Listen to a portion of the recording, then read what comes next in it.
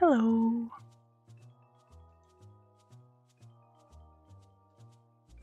Good day to you all.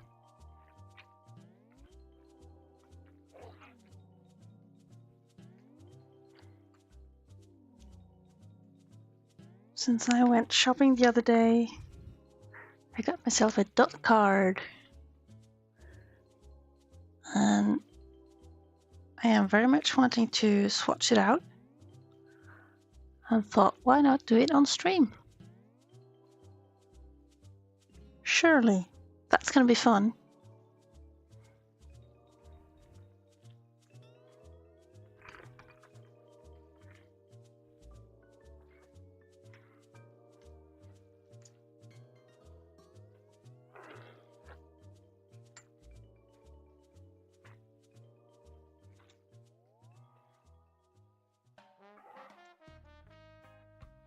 I'm just trying to figure out how to best use the space I have.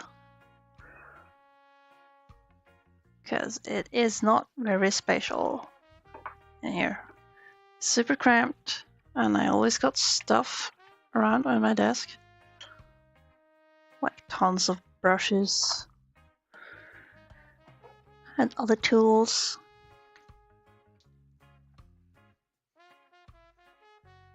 Then there's the mouse, keyboard, computer stuff, that kind of thing.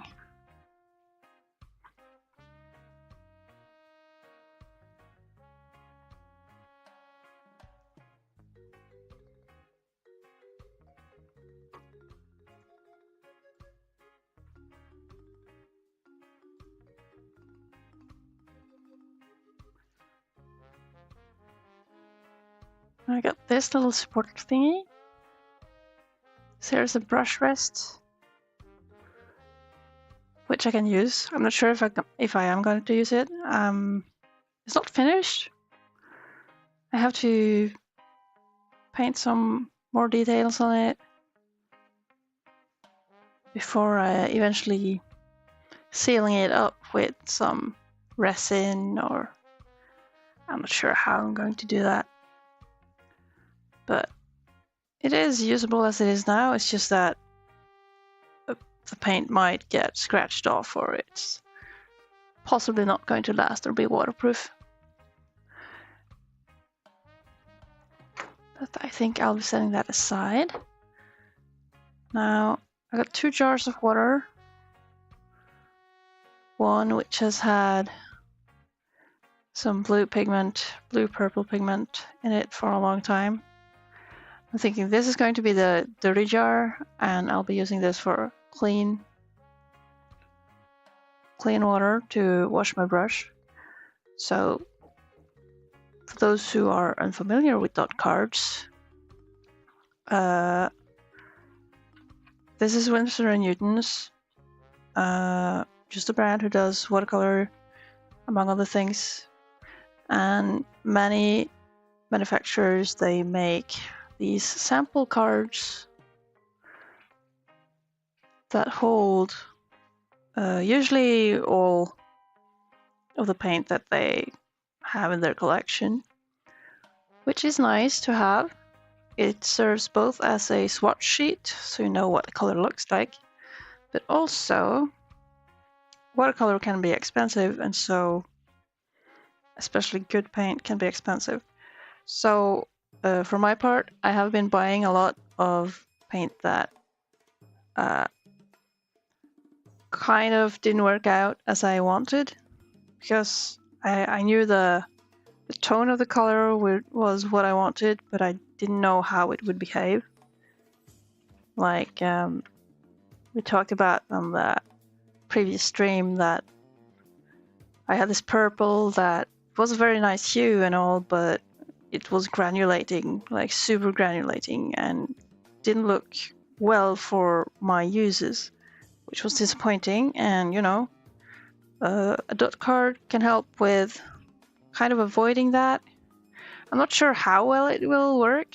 I've never actually used one of these, and I've never actually bought any Winsor & Newton watercolor as well, but I figured, although the quality differs between brands, and maybe the hue of some pigments might come out differently. You can still get a basic idea of how certain types of pigments behaves and everything. So as a way to try avoiding that scenario where I buy a tube of watercolor or a pan and figure out that, oh, this doesn't do what I want. Well, now I got this whole bunch of paint that I don't know how to use or don't want to use because it didn't fit my purpose. Instead of that, I can just fill this out and be looking like which one does seem reasonable for me to buy for my uses. So even if I'm not even sure if Winsor & Newton is very good. Yeah, I mean, it feels like any brand ever in any industry, but maybe especially in like art supplies, it's just trust issues all around, man. Brands will claim that their stuff is highest quality, that their stuff will never fade or is like fade proof, meaning that the color will not change over the course of years or, well, over time when exposed to light and everything. All brands will try to claim that stuff, but as I see it, there's a reason that people still make blog posts and video reviews and everything where they actually put those things to the test, because you can't really trust that. I don't know enough about pigments and the rules around how to label your stuff in that regard, but for my part, I just really wanted a swatch card to see what kind of colors I could maybe potentially buy. Not necessarily of Winsor & Newton. I will have to do more research on that. But this was the one they had at my art supply store, and I just wanted one. So it's for my entertainment as well. Now, I wonder what would be the best way to actually position this. Like, should I go static? I was considering that I would tape this down, but I gotta make sure that the little mini grooves doesn't cover up stuff. And my mouse mat is in the way, which makes it harder. I can try moving it. Make it less in the way.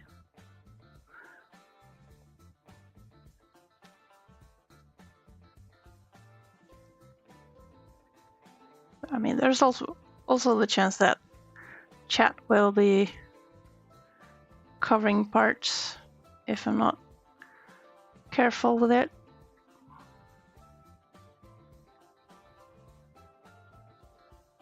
Nah, I'll just let the thing move around. It's not like I plan to make this into a longer video or a time-lapse video to summarize this stuff. But I am a bit afraid of starting because it's very exciting. Now, I mean, to start, you can look at like the front page here. This was in a plastic pocket. On the back, here's some information.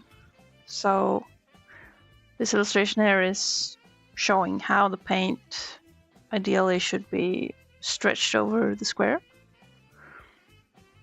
So you'll be getting a gradient. It's no use, or it's less useful to have it as a flat wash, I think, just so you the more ideal thing is to see how it works more diluted as well, so you can see how color behaves. So that's gonna be fun. I could have looked up a video on how people do this stuff, but I think it's just to add a dab of water and smear it out. You also have the little info here about like characteristics of the paint, like are they more staining, do they granulate, how transparent they are. There's also light fastness. I'm not sure the durability here. That's interesting. But yeah, different brands do these things differently. So one just has to learn, I guess, how certain brands handle their stuff. Or likes to categorize their own paints. Now there might be that I will have to do a great deal of just cleansing the brush. So I don't know. We will see. Right now I'm trying to just fold this here to make it stay. Might be. I would like to have the water and everything on right hand side, but that's where I got my camera set up, so I'll be risking hitting it. I guess there's no time as the present. So just start. Go for it. I could write to friends that I am live, but it doesn't matter. This is, after all, for my own entertainment. So we can check. I am noticing that these cards have been dotted and kind of folded together like so. That has resulted in some staining on the titanium white here. I can't really tell if that's the case with any more of the colors, but we'll see how the white behaves. Or maybe I should try actually brushing off the stain here before attempting paint. Yeah, I can see that on these dots here too, so that's a bit disappointing. Someone were a bit too quick in their motions, perhaps. I wouldn't know. But it's all for fun and for science.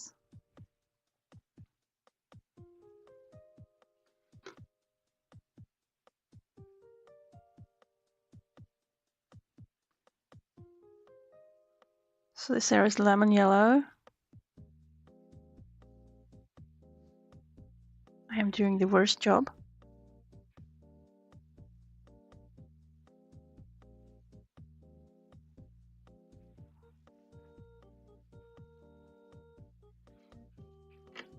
Lemony Fresh. Hello, Patch. Welcome. Nice to see you. How you doing? No. Oh, I did my mistake. I said this was going to be the clean water. Here I am, contaminating it with my yellow. Dang. I was about to say good morning as well, but oh, it is late. Well, for the yellows, how much does it matter? It's just better to be contaminated with yellow than with the blue. Can't stay. Oh, but that's very sweet. Thank you for coming by to say hi. It's been a while. Oh. I am braving this swatch. This Dotcard, as it's called. I should try to be specific with that. Okay, if I try to pre-wet parts of this to make it a more automatic gradient. Look at it go. Wow. I feel like I'm wasting paint. Like, these dots are pretty rich.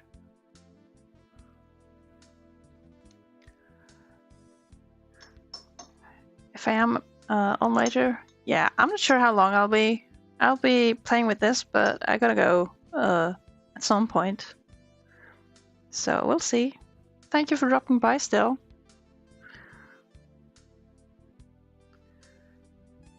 And maybe see you later.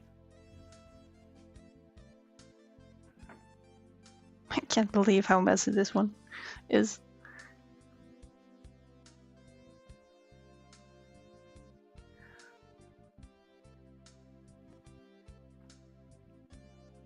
Can't help but think that I could use the rest of these dots for something if I wanted to. Or I would maybe like to. Then you have cadmium yellow. That is toxic. We got toxic colors in our palette.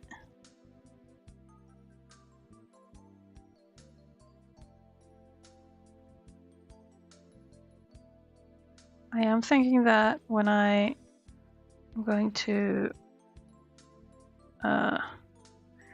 widen my collection, that I'll probably be staying away from cadmium. I don't have strong opinions or relationships with certain pigments. And I would like to say, thankfully, oh, here we are. Cadmium lemon and cadmium-free lemon. Good to know.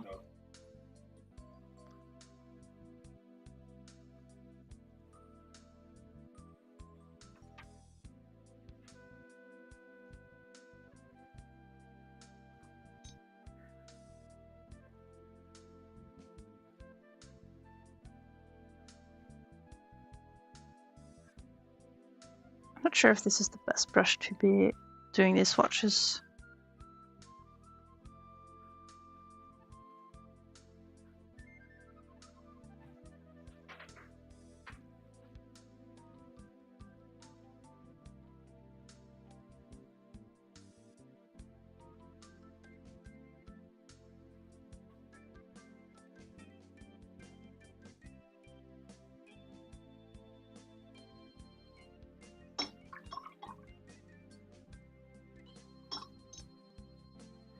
Feeling that all the stuff here that has the asterisks for being toxic, I should probably avoid.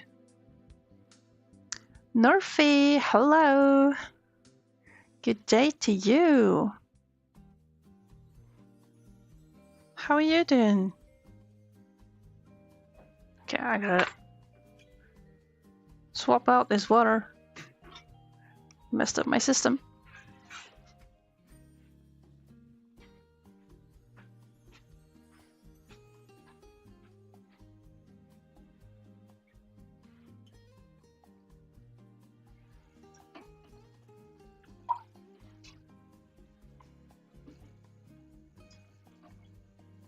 We're getting clean water.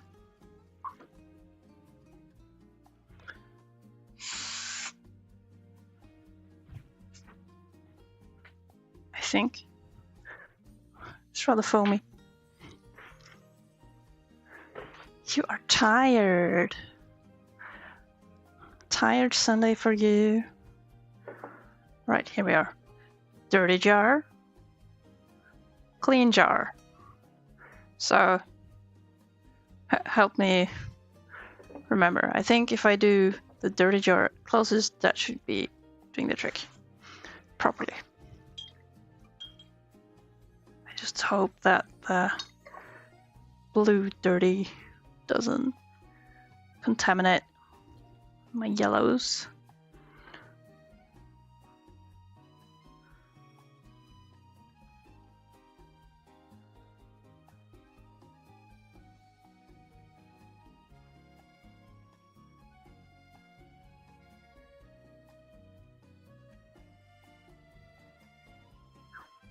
What's difficult to see here is like, yeah, well, how does it really behave? I'm just seeing yellow, man. I know I was gushing over the pinks yesterday, but this is just yellow. How am I supposed to tell anything? Throw some dirt in dirty jar. Yes, I will dirt up the jar with, well, yellow to start. Can you see that? I made such a mess of the first one. Second one was better. Now I got it. I got into it. But the first one is just going to stay there for shame. Well, you can't really tell on the video, but Windsor yellow. Is that their own branded yellow? If they have Windsor yellow, do they have Newton yellow as well?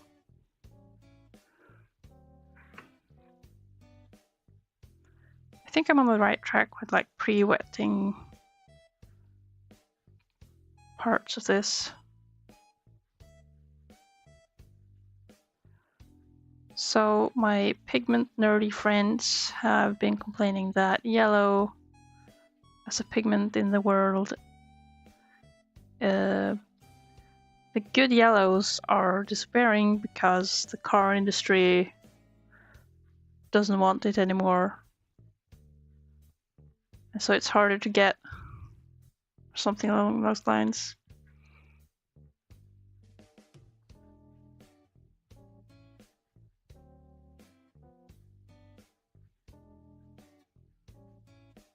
This is probably something someone is going to yell at me for pushing on, pulling it around. It's always that damn car industry, yep. That's how it goes.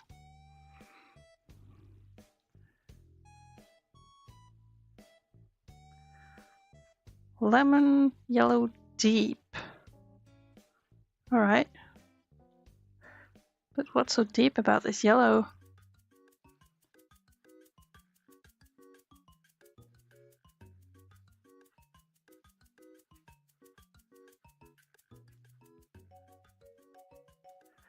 The one thing about this swatch chart is that it won't tell me how these colors are going to mix with others.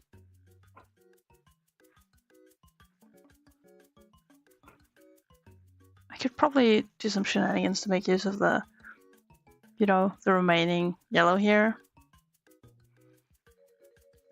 But I'm not going to be that smart. I'm just going to be messing around.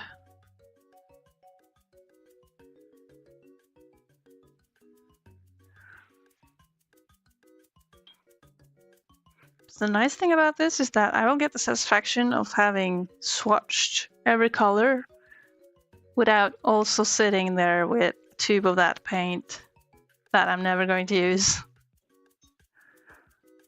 Getting my fix. Aureolin hue. What is aureolin?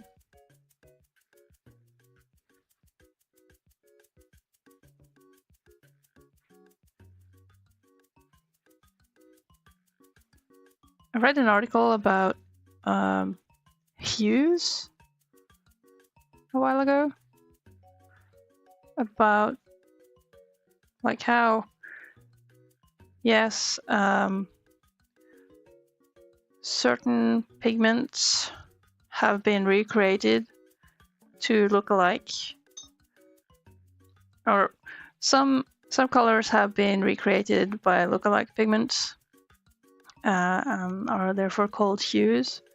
And while the impression is that, oh, but that makes it the fake color, for certain pigments, like toxic pigments like cadmium, it would actually be a good thing to have it replaced.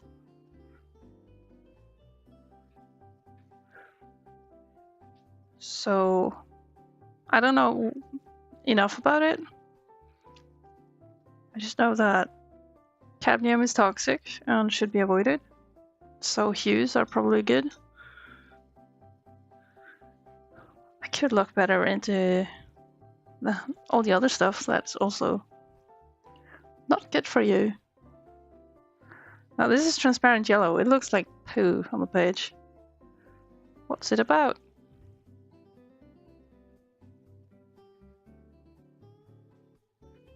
I wonder if the yellow that's disappearing was like Indian yellow or something.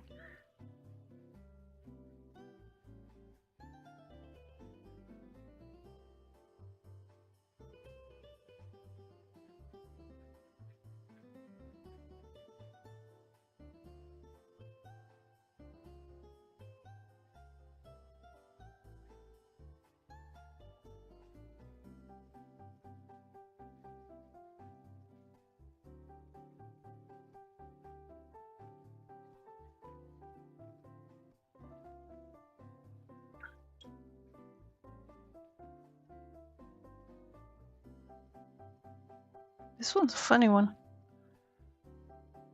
Would probably be difficult to do flat washes with, since it grows rather dark.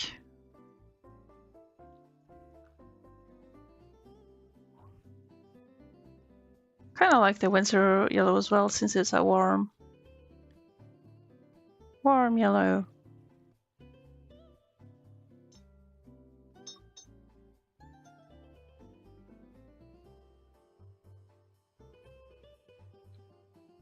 Cadmium yellow pale.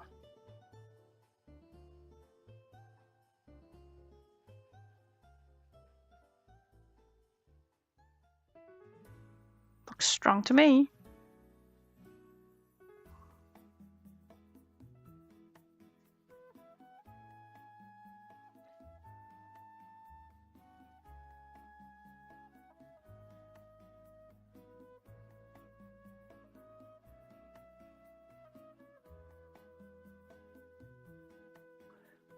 I don't see a world where I would like the lemon yellow nickel tighten it.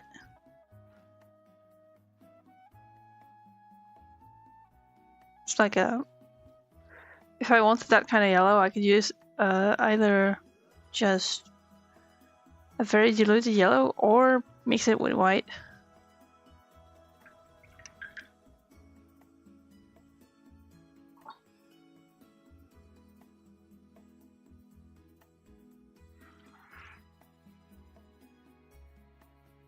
Now the color sheet here goes across the spread, seems like. It works if you're painting a lemon though, right? Yes. And you use cadmium orange to paint cadmium. The cadmium fruit. Surely.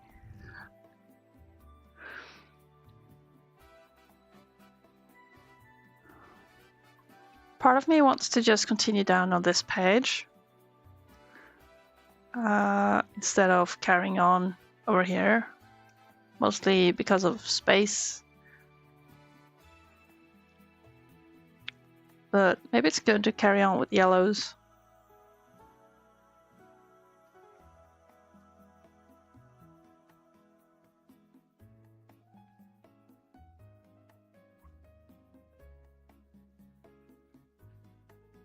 Cadmium-free yellow, pale.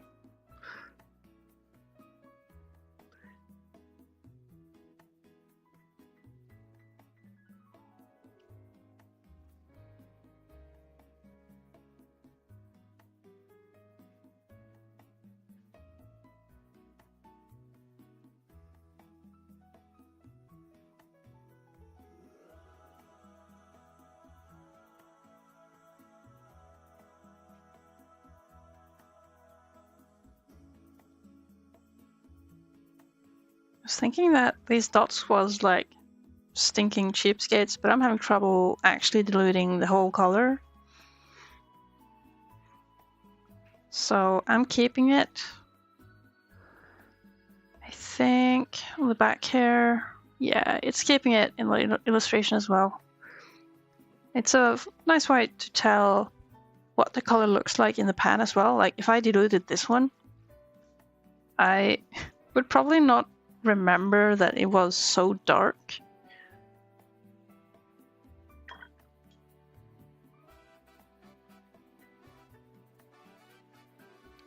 Turner is yellow. Who's Turner? That's also an opaque one. I was low-key considering to add like a black stripe or something to here, but it doesn't look pretty. I just want pretty swatches.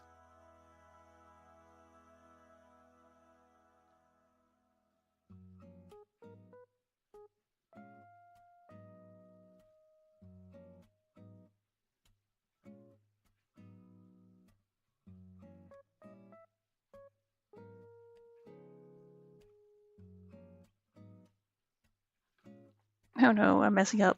Ooh.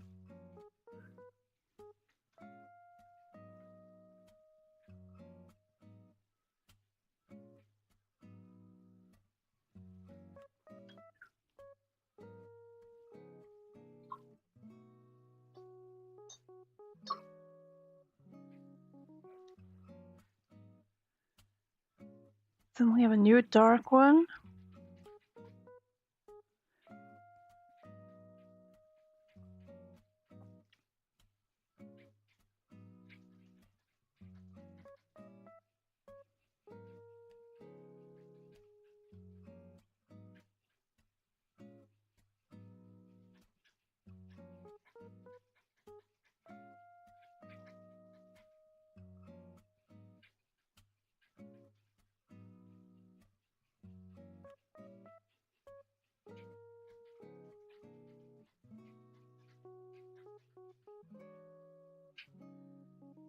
There we go.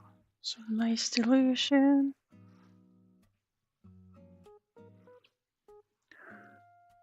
Long time no see. Walter Osako, welcome. Yeah, it's been a while. How are you doing?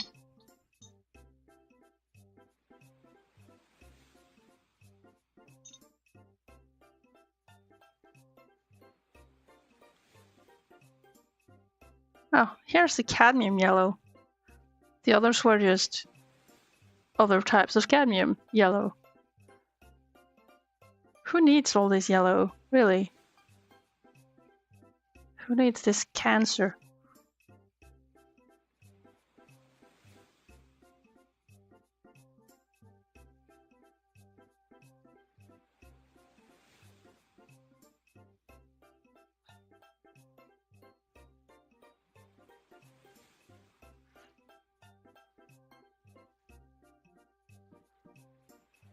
I'm noticing that once they dry, most of these yellows look very much the same. Like this range here. I could probably choose the cadmium-free lemon unless I want a more transparent one. Yeah, I guess when looking at the hues, it's also about like how transparent do you want it.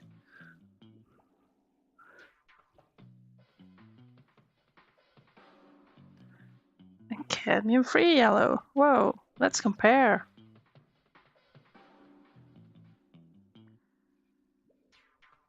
I'm doing a poor job with staying inside lines again. Ah, that's fine. We're having fun. It doesn't have to be perfect. We're doing science.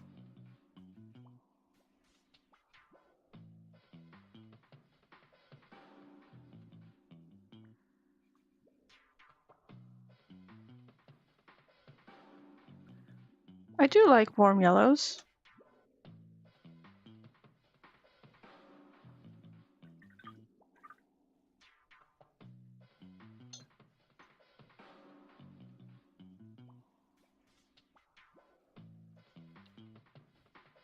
Well, it has those kinds of yellow.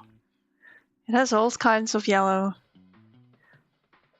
So it has those kinds of yellow for reasons. Yeah, for reasons, I think. Indian yellow, that one I heard about.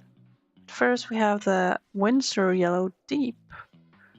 That's more of an orange yellow, it looks like. Let's see what we get.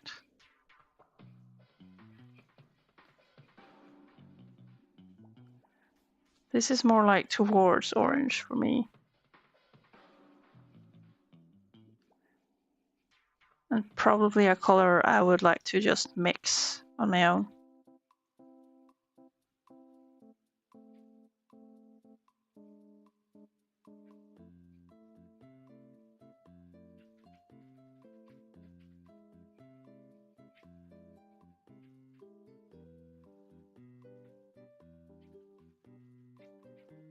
I see some of these dots are like cracked when they dried. I hope they won't get crumbly or anything, even if I don't spend like the whole dot in here. But one can only hope. Well, this yellow here was interesting. It looks to be doing fun stuff, much like the transparent yellow. I think I like that one more, because this one points more towards ochre, which is a very good nature color, but ochre doesn't spark joy. I want my mustard. Now, Indian yellow I've heard about.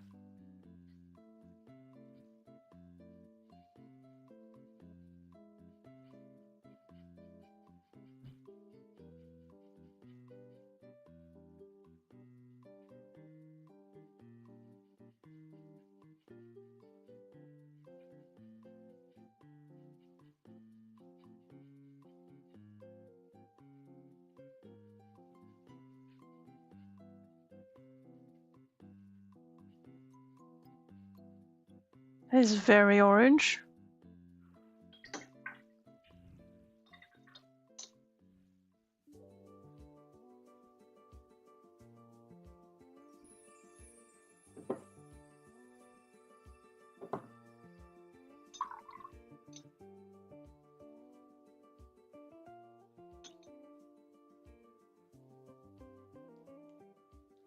Cadmium yellow deep. Another one to avoid. You just have the cadmium and the cadmium free right next to each other. Seems like that's how it goes all the way. Cadmium free scarlet. But they don't only call them cadmium free scarlet. They're not actually saying what's in it. Not sure if that's good or bad.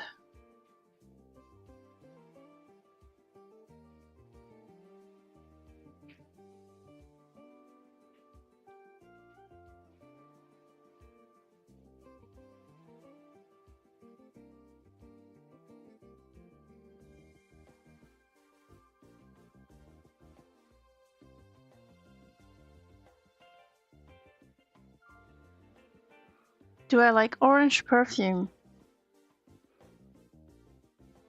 Does that mean perfume that is colored orange? Or perfume that smells of orange? Question unclear. Unable to answer.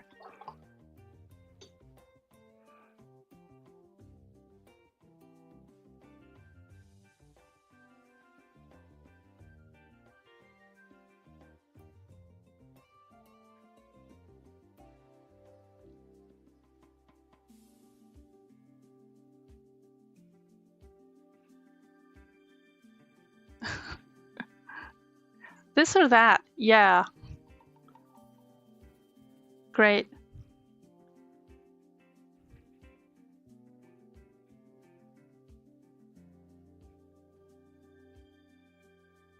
I have never smelled orange perfume,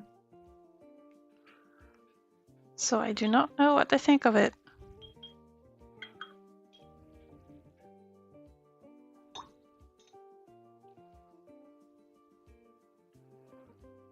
Now we're moving on to the orange. Okay, I see a good use for taking the whole spread, because then this row gets such as dry before moving down. So that's a good thing. A nice reason to do the spread.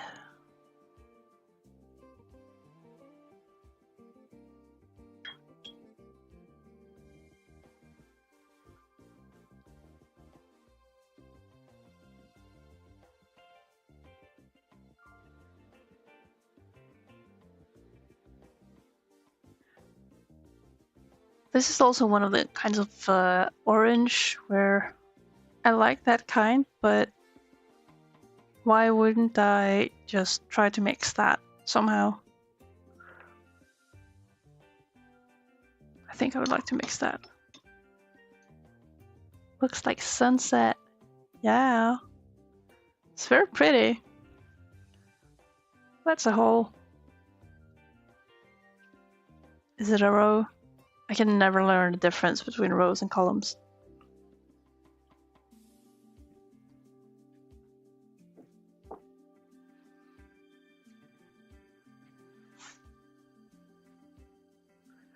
Now on to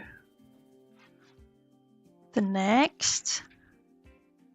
We got cadmium-free orange. That one's so far away from the cadmium one that it would be hard to compare. We would have to look quickly back and forth.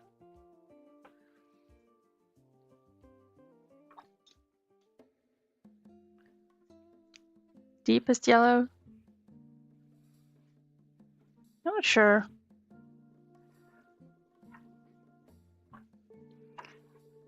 The Indian yellow seems to be pretty cool, actually.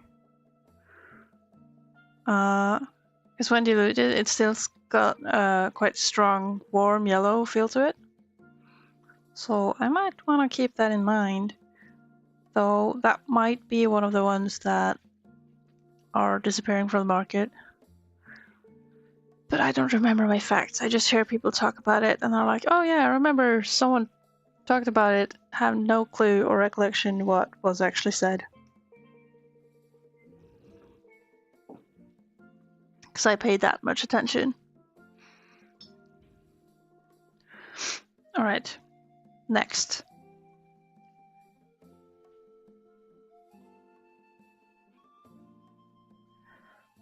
Not sure if it's possible to have too much water on these.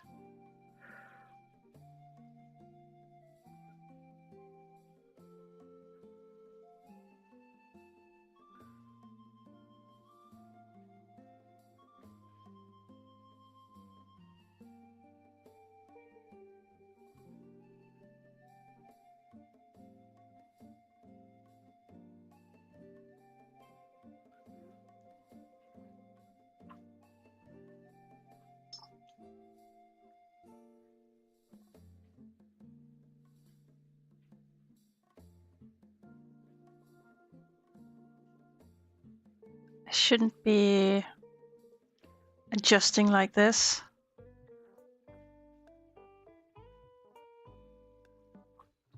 It's gonna mess up the flow. Whoops. See.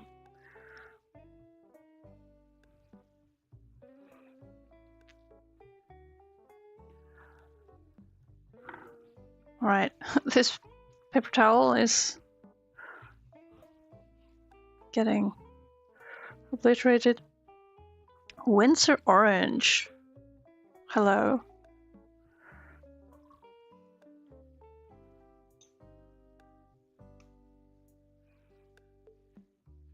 Oh, I'm looking to check out the opera rose. That I got a few pinks. People from last stream know that I got a few pinks. I shouldn't be collecting pinks, I know. But pink sparks joy. I like pink.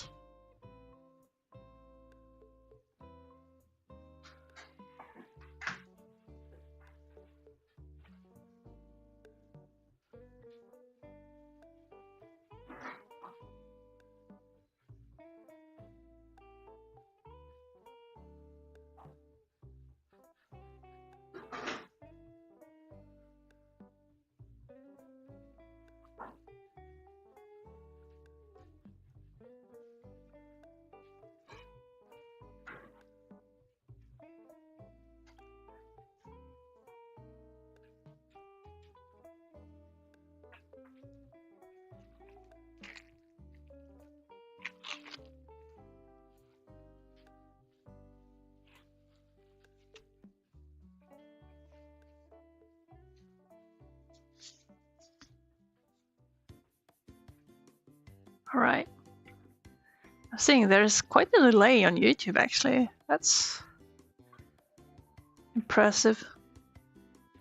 Or maybe I'm behind, I don't know.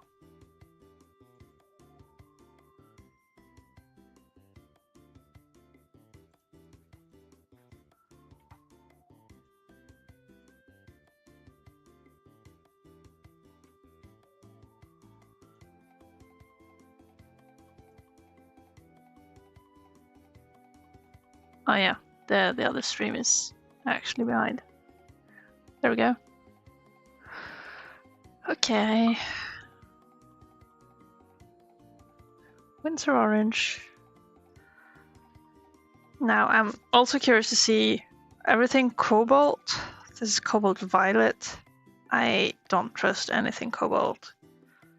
Manganese blue hue. Huh. I don't like pigments that granulate. I want my smooth color.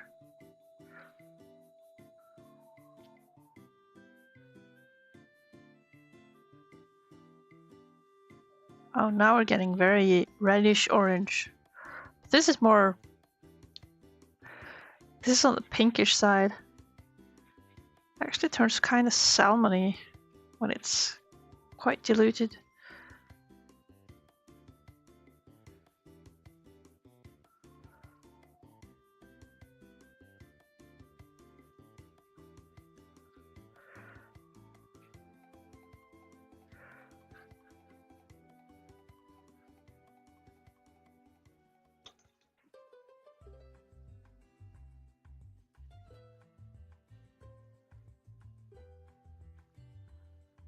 There we go.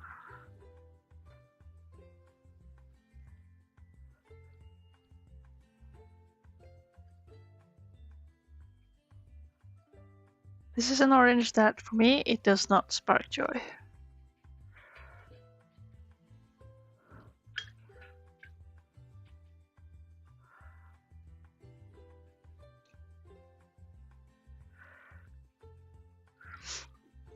Now let's try Fields Orange.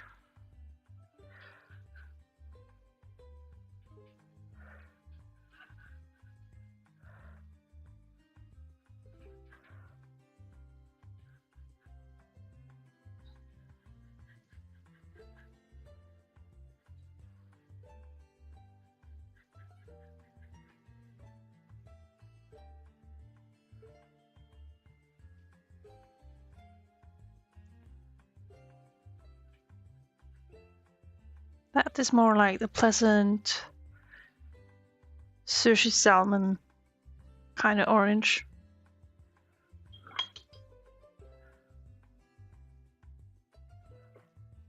I do like that better.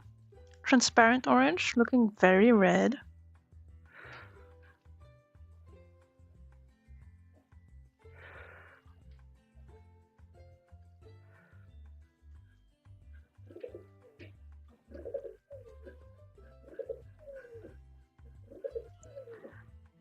Got some chatters.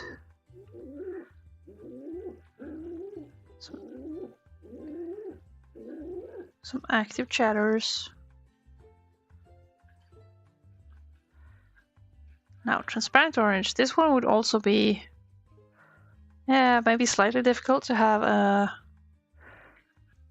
flat wash of, perhaps. Or maybe not. But it has like a range.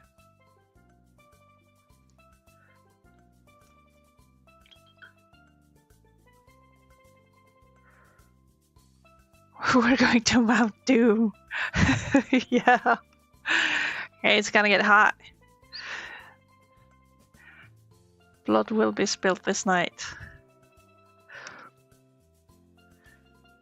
But it is pretty, you gotta admit. It's a beautiful deadly sunset. Now, and speaking of deadly, we got Cadmium Scarlet.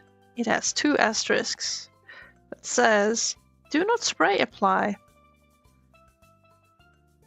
Known to cause cancer by means of inhalation.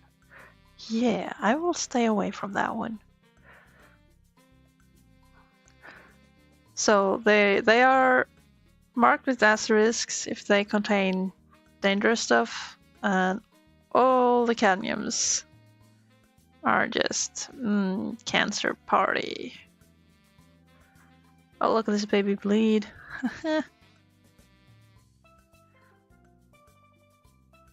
This is the brightest of fresh blood.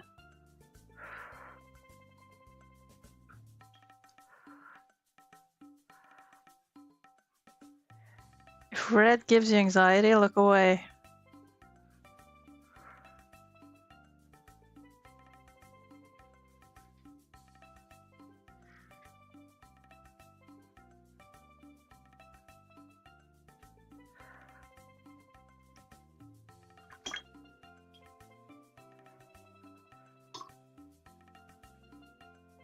And then we have cadmium-free scarlet. I'm guessing that Winsor & Newton is not bothering calling it a hue if it is free of whatever dangerous mineral or pigment.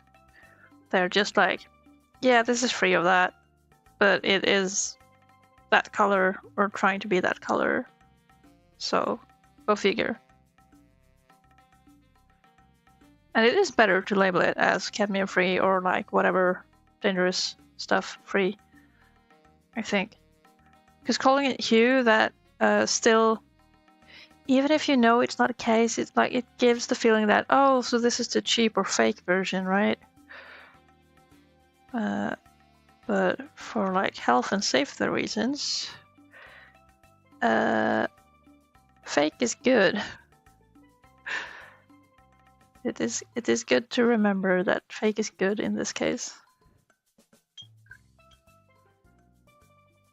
Oh, imagine all these being like orange flavored candy or something. Speaking of toxic minerals, just edibles, yes. Scarlet Lake, that tells me nothing. It does have numbers though. If only I knew my pigment numbers. Which I don't, because that feels... I'm not going to be that level of nerd. I just want the colors that do the job. And preferably last over time, like can handle sunlight and stuff, but well, health first.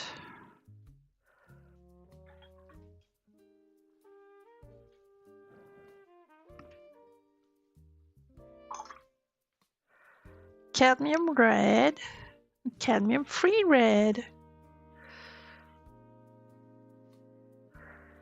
It seems to activate quite quickly though, which is, whoa, yeah, that's very pleasant. I guess it's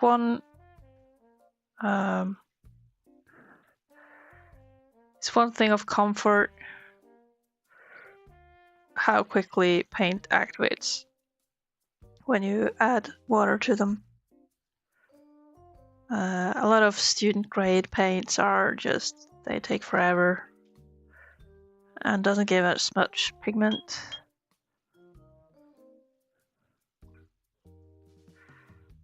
Now how's the cadmium free red?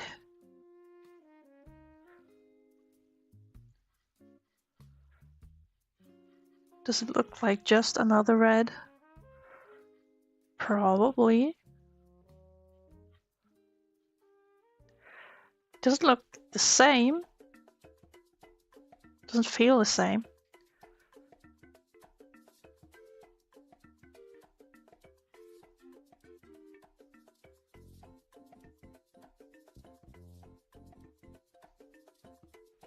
Now, if you are a pigment nerd and like to make your own paints from pigment stuff,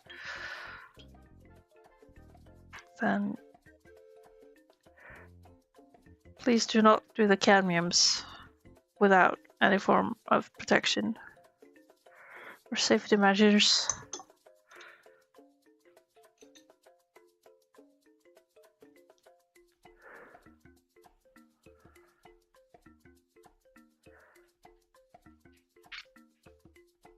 I'm not doing the best job here at staying within the lines again. And I don't know what's up with my brush. It's kind of bent. What have I done?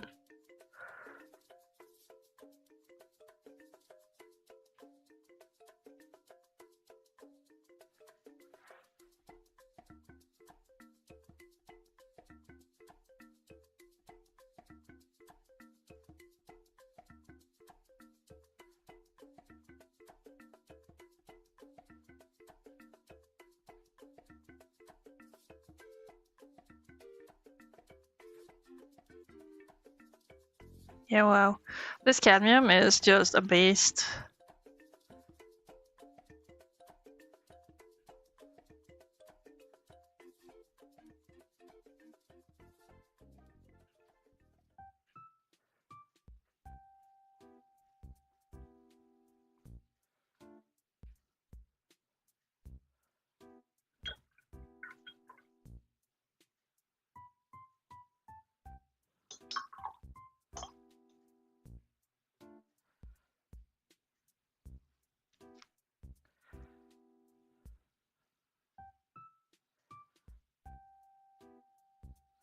I wonder if I can take a dab of like the remaining dots and try making mixing charts somehow.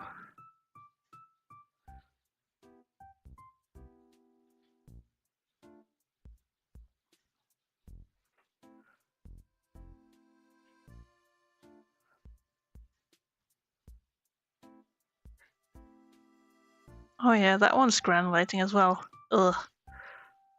I will stay away. So far, no others have been very granulating. This one, can barely see it. I should be on the lookout for the G's.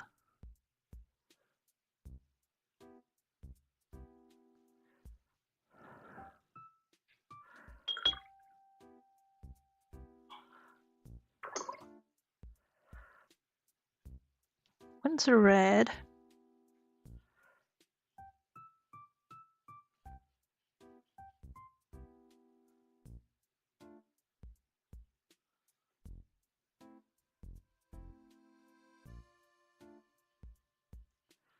It's more of a pinkish red.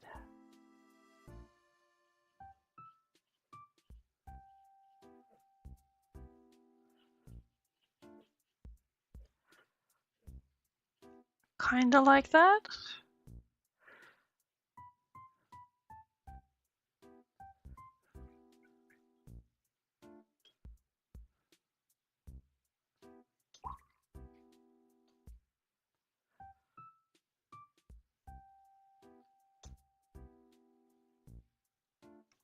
Rose.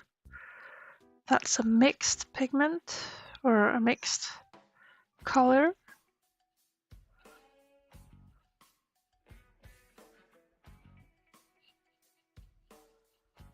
That is very slow to activate. What?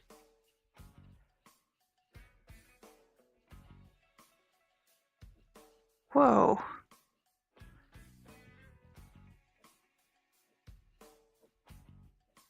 I would not want this at all. It's like student grade bull.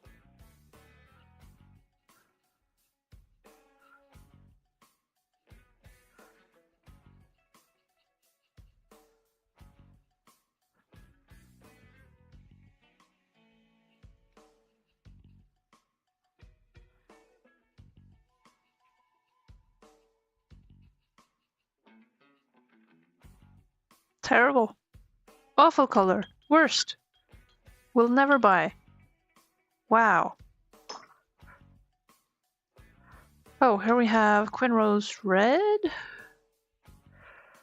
That's interesting.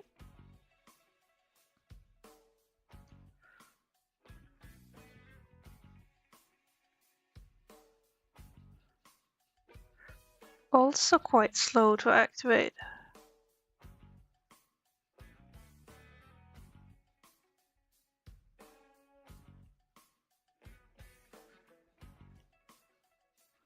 Now, how deep can we get?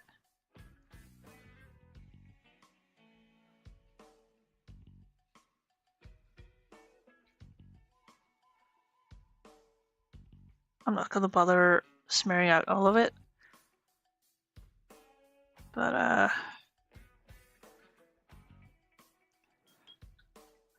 not impressed by how quickly it activates. Like for, I will say the cadmiums, they activate super quickly. Which is, I guess, a fair argument for using them.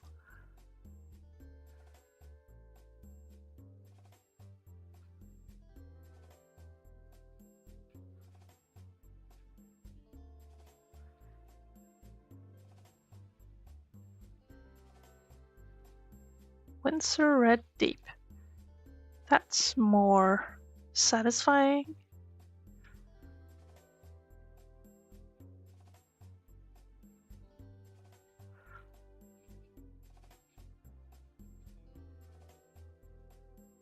Yeah, I'll leave that be.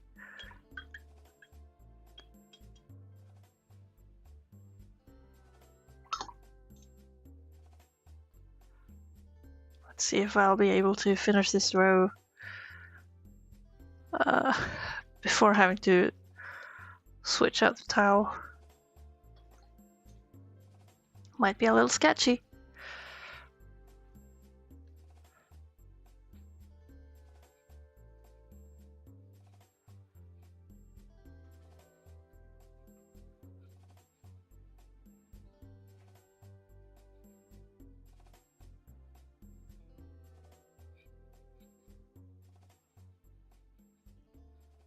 Well, this one was kind of nice. It's quite pinkish. I wonder if it dries pink. That's also something to consider.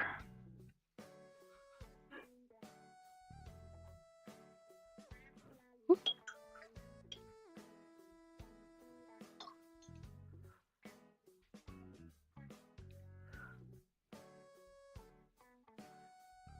I like how the cancer warning is US only, as if Europeans don't get cancer from cadmium stuff.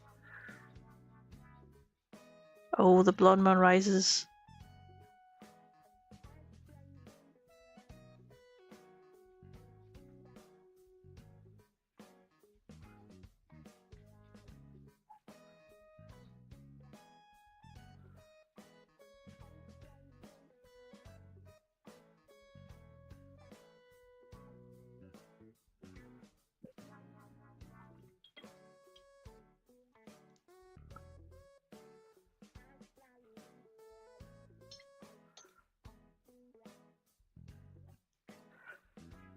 Permanent carmine.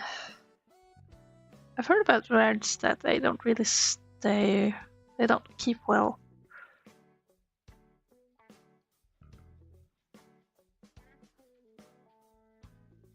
It's quite pink though.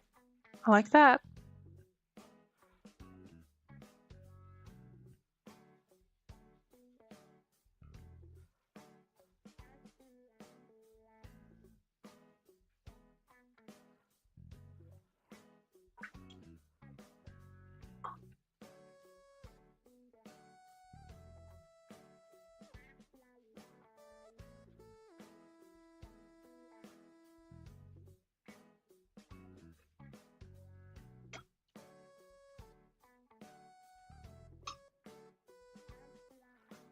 Last one. Then I'm gonna change my water and get a new towel. Permanent rose. Hello. What's that?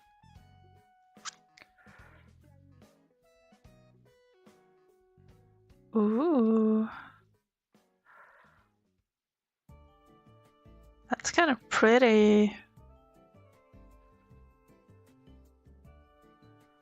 I will end up just having a tray of pink colors. Most likely.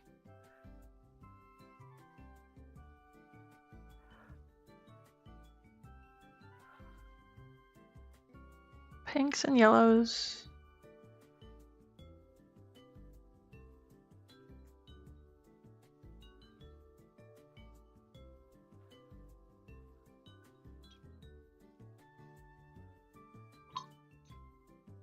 Alright.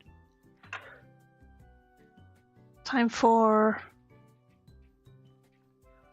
a new towel, new water, new clean water.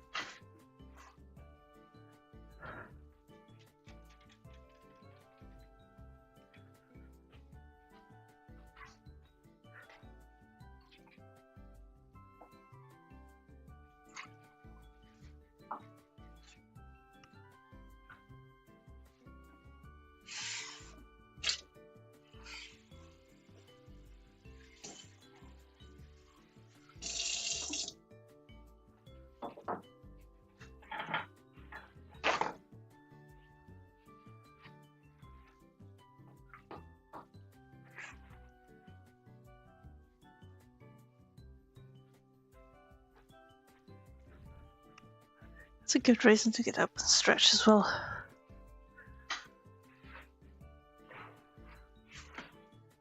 Alright, we got fresh water. A fresh towel.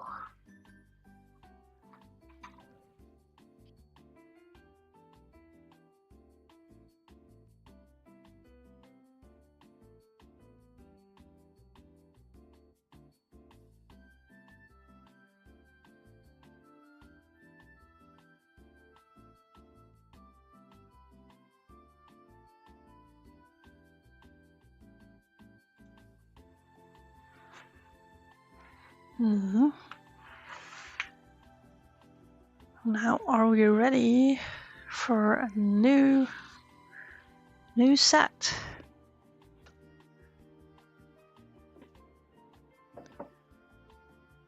I think space is going to be awkward.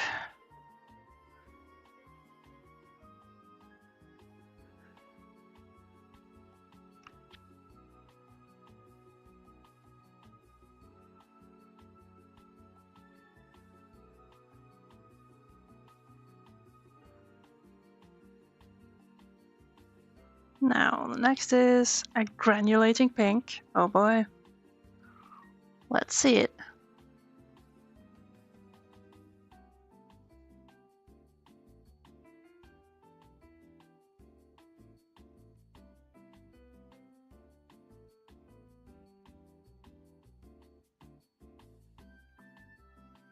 It's also a slow activating pink.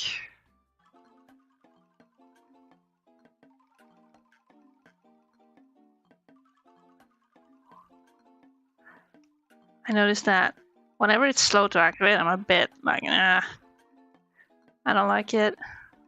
I'm impatient. I want my color now.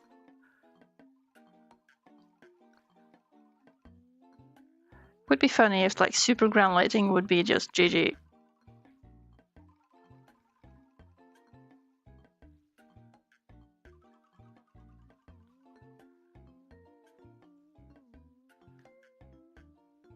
This also looks like it's going to be drying, sort of grayish.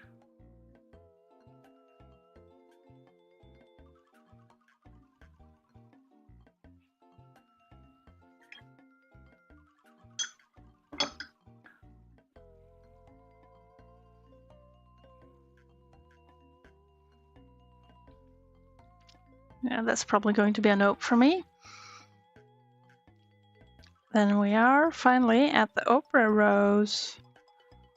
Now I'm excited. I got two types of opera rose, like opera pink already. Curious to see how different this one is. Oh wow. Well, it is slow for one.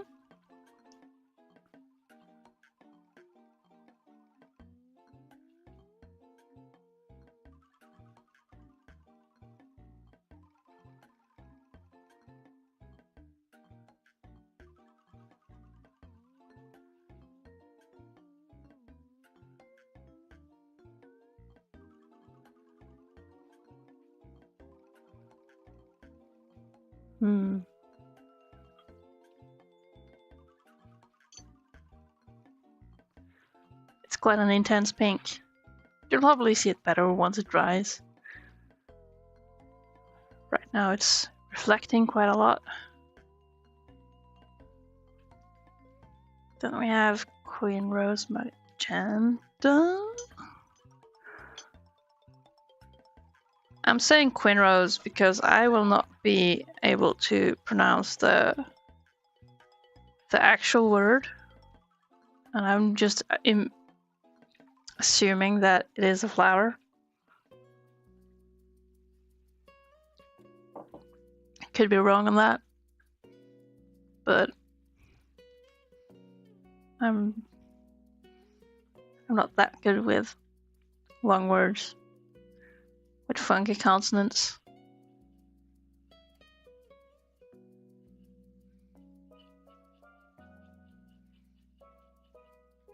Now this one is more like a purplish gray.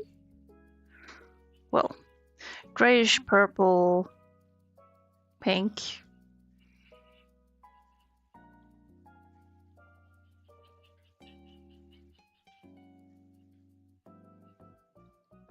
It's like I like it a bit, but I do not like it. I think this one resembles quite closely my Schminke Queen Rose, which I don't like because it does dry quite grey, especially on the lighter parts. And that when pink becomes grey, I become sad.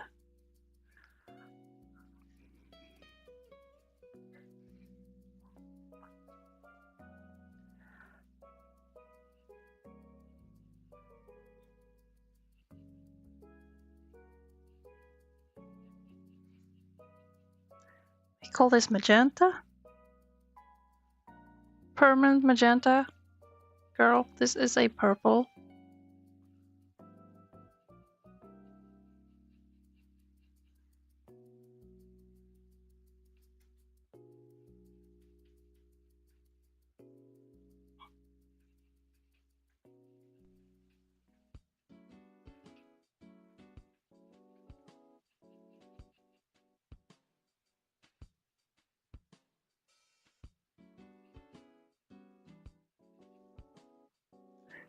However, this might be closer to the purple I'm after. However, I think I keep thinking that this one is just a bit too red. Like, I can't be... I won't ever be happy. It's so hard to please me on this. Because the violet I have is wonderful. It is so deep, so strong, so smooth. And I would like to have a redder color. I should compare it to the manganese violet that I have. Is that somewhere already? No.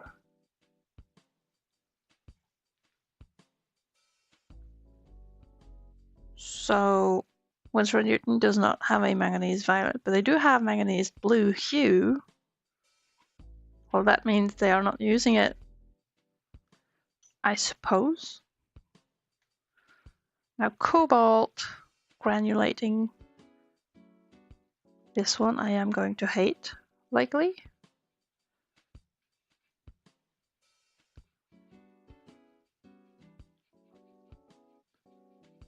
Oh, so slow to activate as well.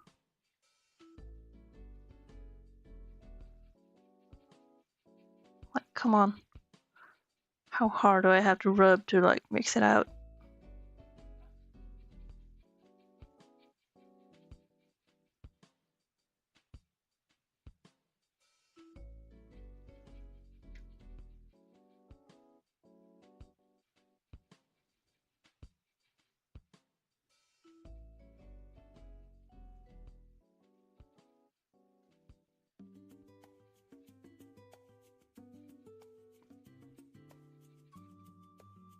This too is one that I'll be like completely diluting the dot off. Wow. Yeah, not gonna like this. It's a bad one.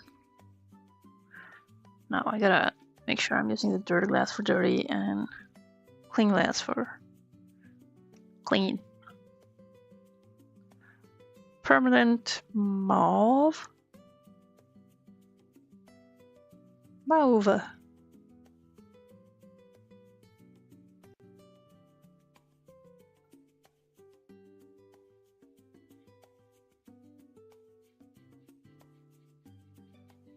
Oh, what a slow color. Oh my god. Also a granulator. Seem to be recognizing a pattern here.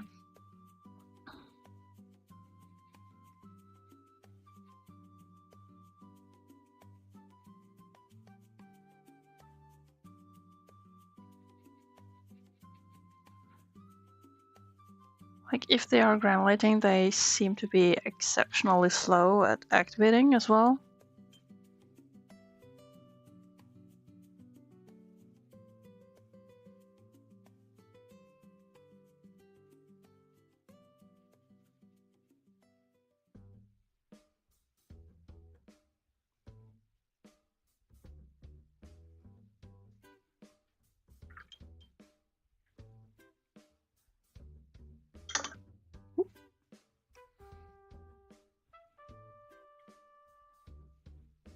Yeah. Oh my god, I hate this. It is so ugly. I cannot contain. I should possibly, once I do all these and once they dry, I could mark every color that I am interested in and mark every color that I'm like, hell no. Here we are. Oh, Green Violet. How's that?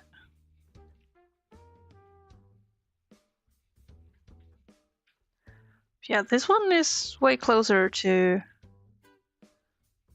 the Manganese Violet that I have, which is terrible. Oh, look here.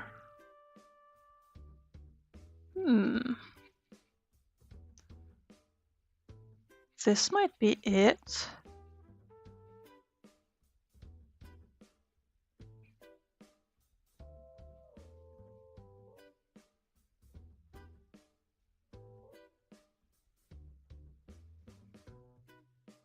It is sort of gray in the thinner form. But I think this is way closer to the color I would like to have, like as a redder violet.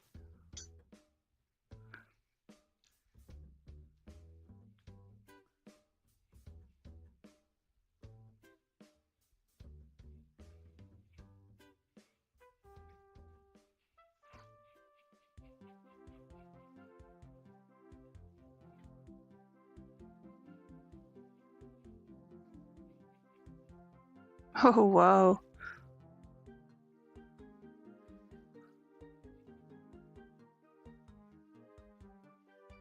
This one's spread.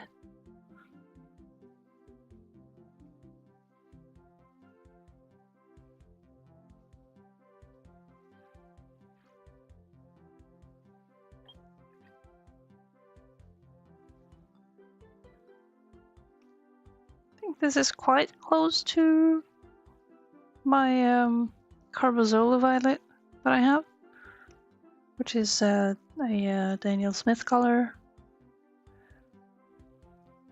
Yeah, okay, this is very vibrant off the bat, but it seems like when it dries, it does get kind of gray. As does this, as does this.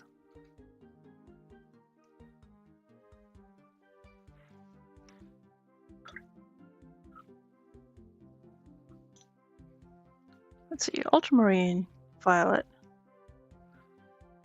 There's someone who loves ultramarine. I don't quite understand why.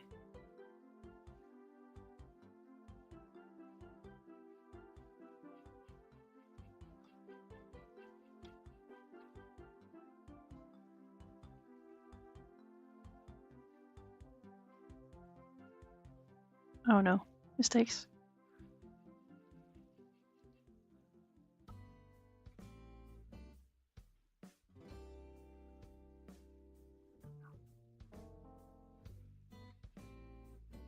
Oh, this is a granulating one again. Oh yeah, gross. Sorry, I'm just a big granulating hater. Granulating has its uses, and I don't want them. They are unwanted.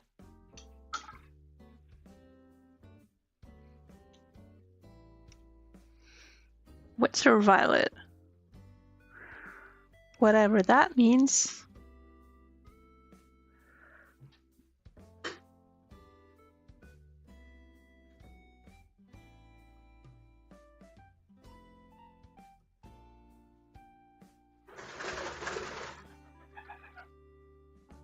Oh, look at that.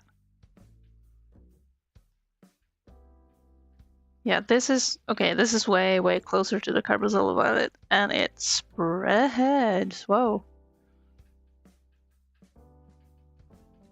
Very rich.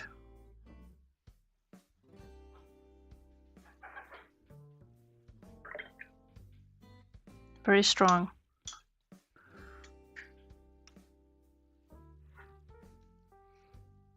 Yeah, so I think this is way on the too red side.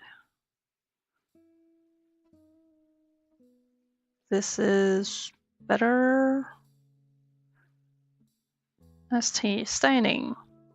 Yeah. Okay, so single line. If I'm looking at the little info here, the single line means excellent light fastness, and the two lines are lesser, but still good.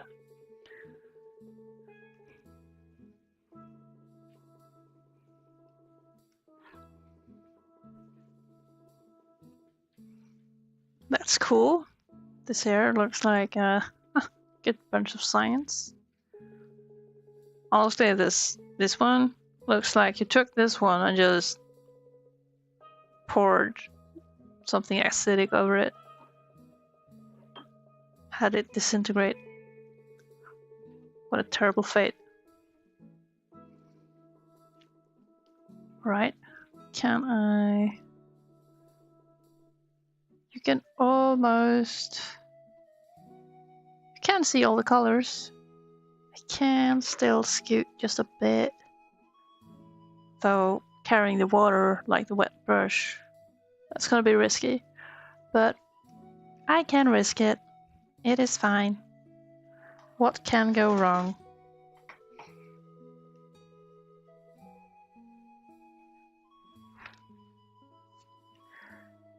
Weird blue.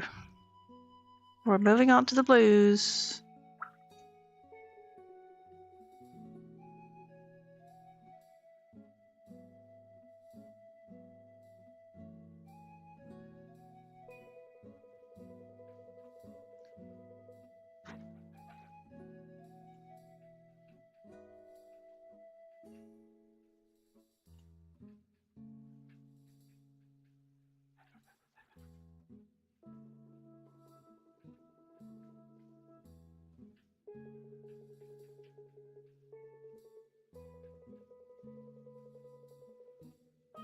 This looks like one of those depressing blues that I am not a particular fan of.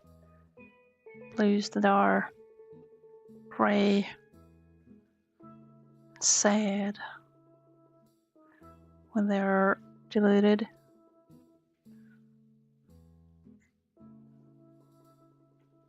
And otherwise deep, and you know, you could use it for stuff, but it does not spark my joy.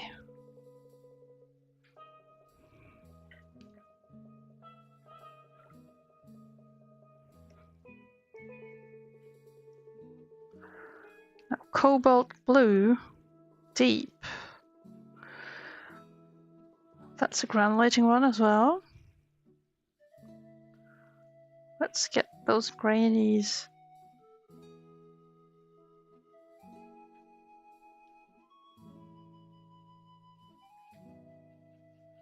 Oh no. Terrible. Oh, awful. I hate it. I'm going to hate every single granulating color in here. Okay, that one, it is cool. It's just not my first pick. Whoa.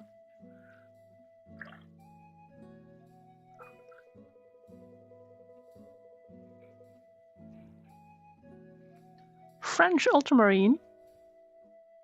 How's that?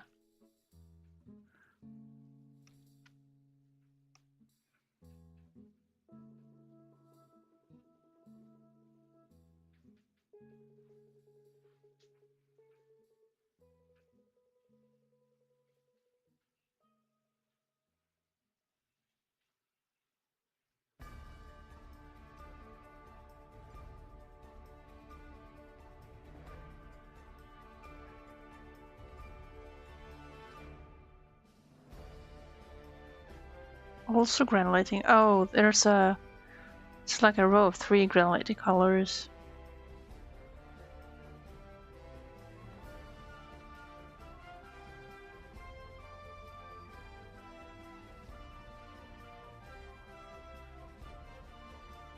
It's like granulating the hedgehog. Sonic was never a good character.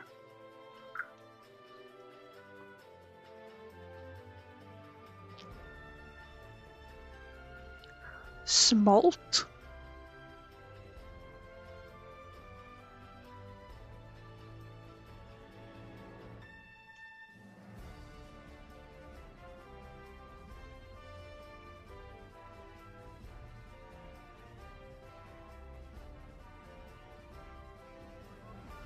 Now I feel we're entering a rocky area.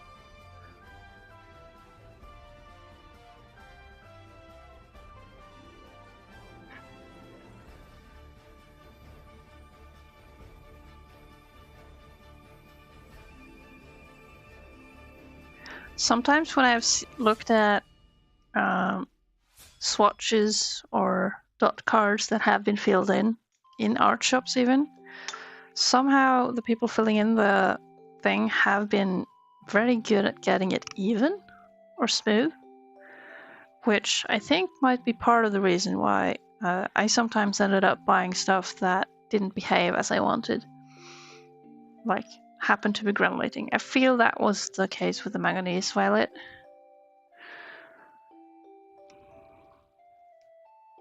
Which is rather unfortunate. Oh, I also noticed this dot here. It looks wet, but it isn't. It's just reflecting light in just the right way. But the color coverage is terrible. Looks like sickness. Now we have ultramarine of a green shade. What does that even mean?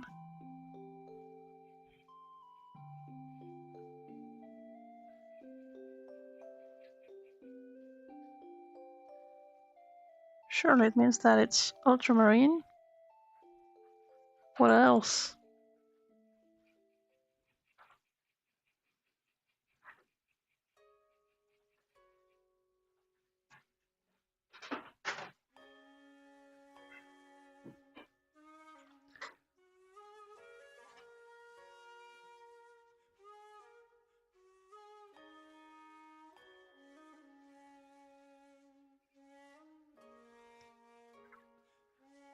Here we are, cobalt blue, my nemesis.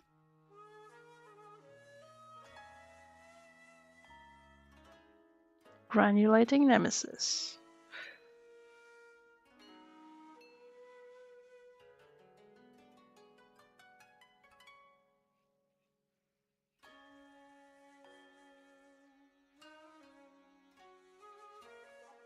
See, cobalt looks so harmless.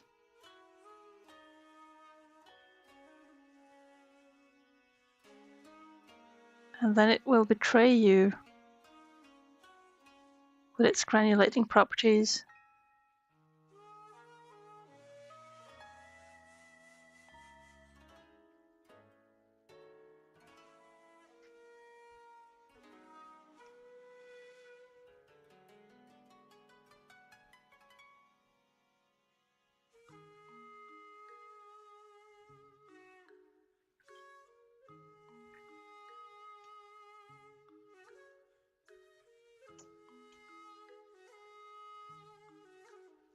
Next up, Windsor Blue Red Shade.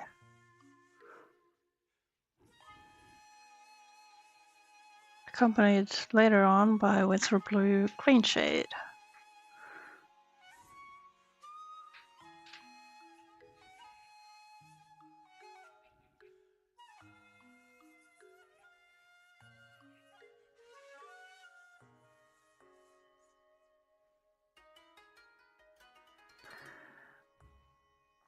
Honestly, looks like a phthalo blue to me. I wonder if they are just calling it Windsor to make people stick to their brand in case they don't know better.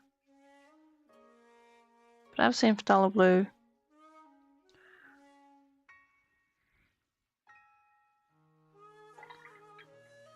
It's usually a pretty good sky color or very rich blue that looks well both when very diluted and when very thick or saturated. So though, it looks like it's slightly granulating, even though it's not labeled as it. Might be my rubbing on the paper has something to do with that.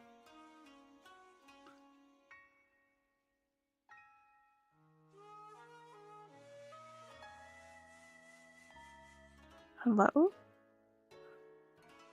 This seems like a fun one.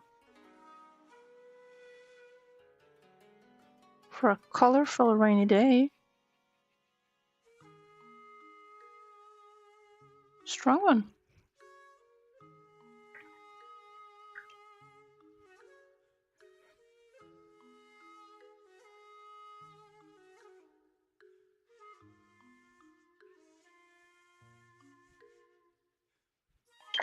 Wait.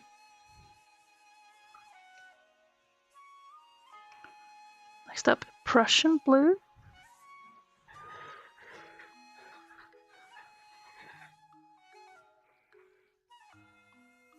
Okay, that one looks pretty nice. Don't think I would mind having it.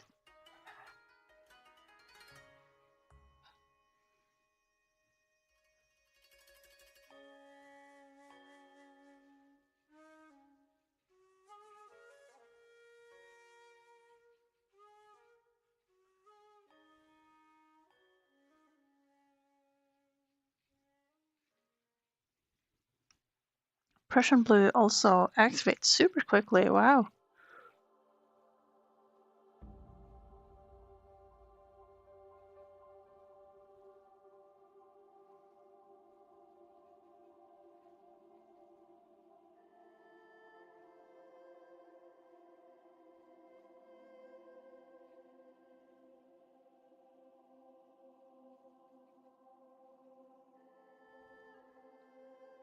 But how could I make it even?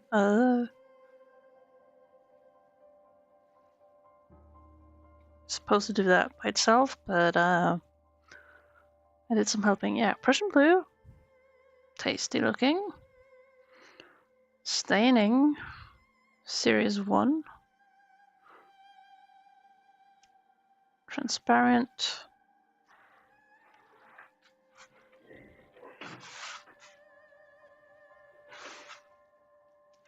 Next up, Windsor blue.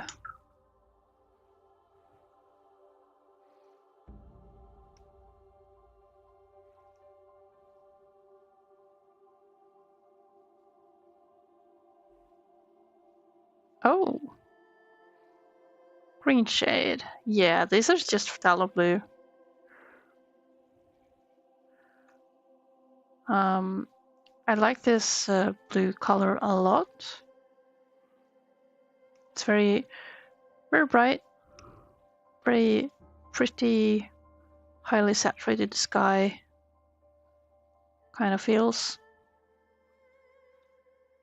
But why do they call it Windsor?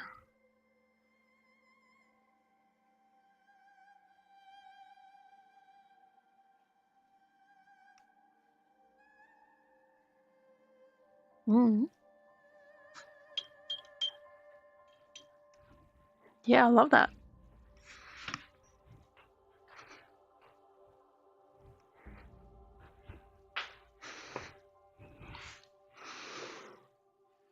Not sure if you can see even. Yeah, it's a range of blues. Of all these, the rightmost is definitely my favorite.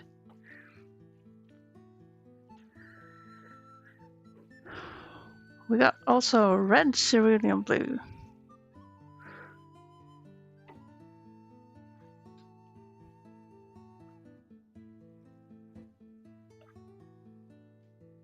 Let's see how far we can go before I have to change the towel again. Oh, granulating. 3 granulates in a row. Then another 4, 5. Oh, I'm gonna hate this row.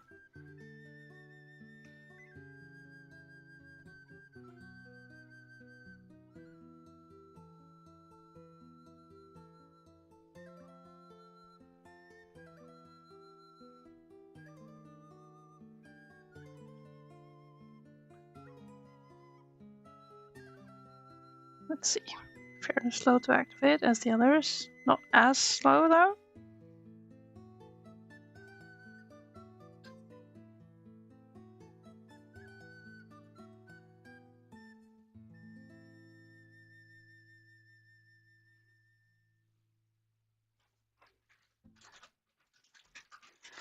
There we go. I guess that counts as, or it works as a mellow sky color, but it's not very nice.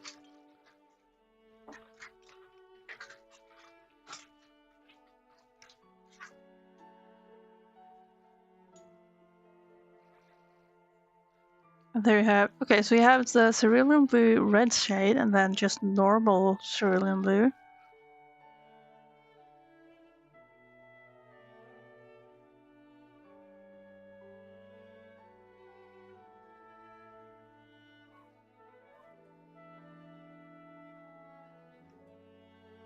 Fairly quick to activate actually. Kind of greenish.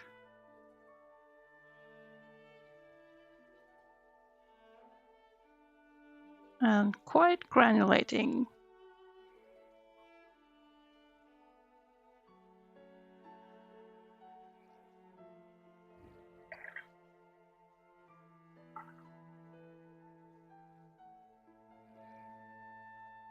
Manganese blue hue.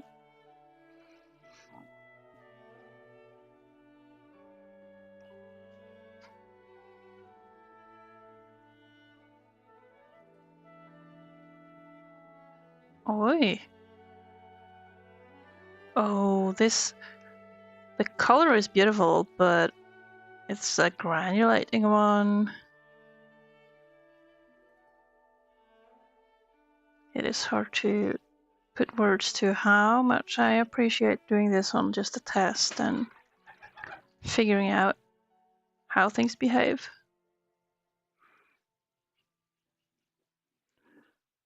I don't know, maybe I could find some uses for this in a way or another. I know someone who could have made use of this though. He bought a granulating color, I think, which was a cerulean blue.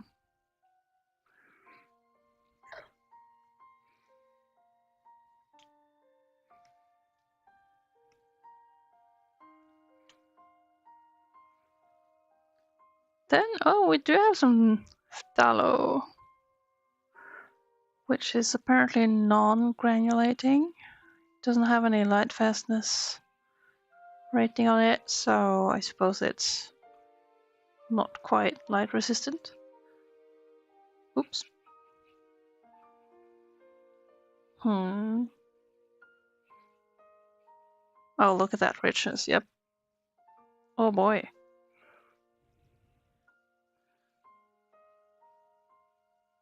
That is very nice. But also apparently not too permanent.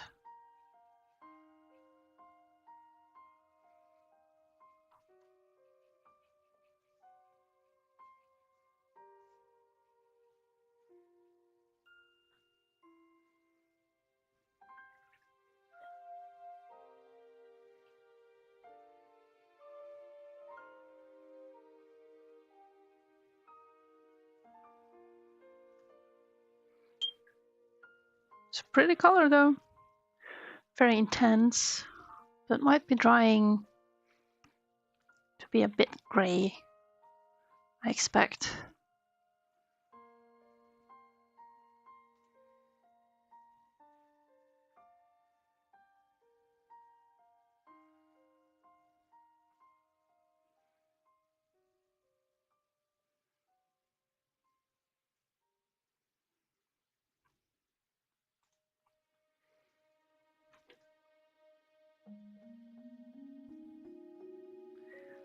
And then we're moving forward to aqua green.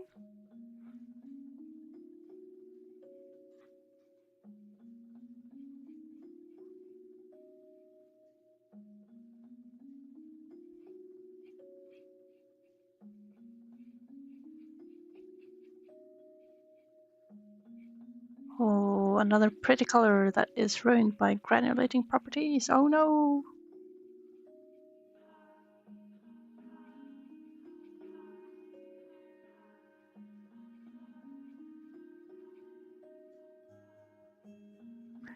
I suppose for it to granulate properly, it has to be usually quite wet. This one could fool me, unless it really dries to be kind of fine grain. We'll see. But for all these granulatings, I should probably keep light hand and keep it quite wet so that the pigments get the chance to actually settle, like spread and settle as they would lump together. Cobalt turquoise.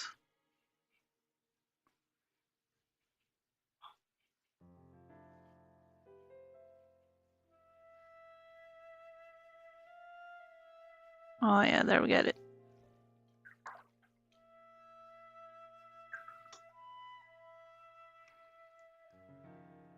A different. Oh yeah. So you have the light cobalt turquoise and a darker cobalt turquoise.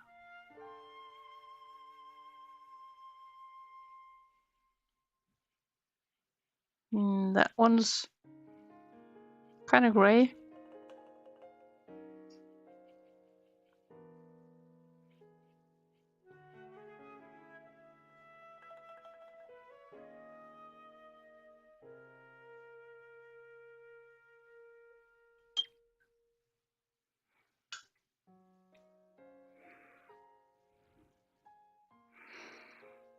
And cobalt green. Deep.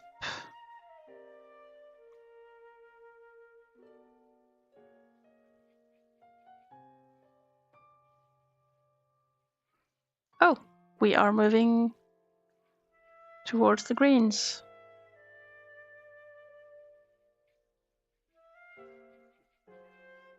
Oh yeah, you can really tell that this one's granulating.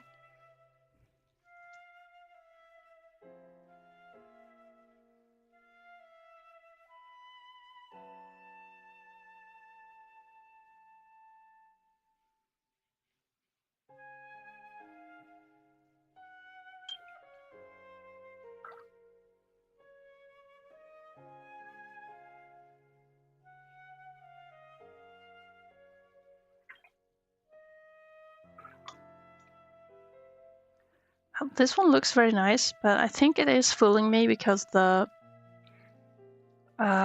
paper was just damp and not thoroughly wet. So I am suspecting this one would, if allowed, it would probably be more granulating. Hello, Casey! How nice to see you! Welcome to me rambling stream with lots of hate towards granulating watercolors. It's where we at. So much granulating. Can you believe these textures?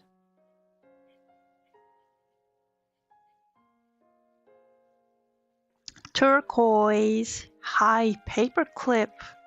Hello to you too. Hope you're having a good day.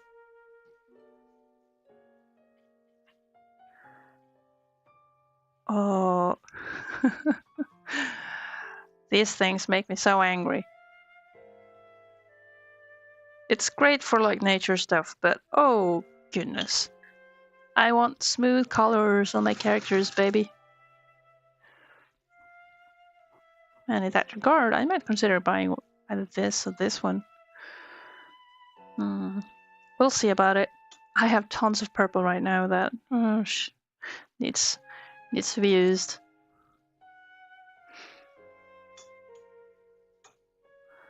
Windsor green. Finally, another non-granulating one.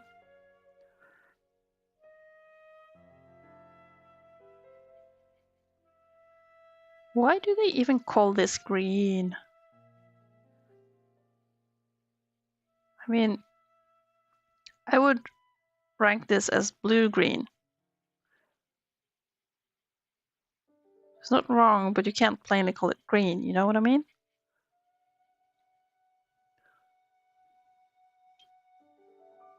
Wait, what am I doing? Aquamarine.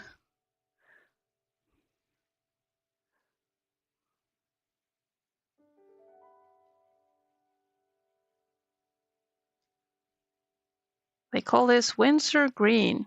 I wonder if they call just every standard color that they would put in a beginner set. They just call it Windsor.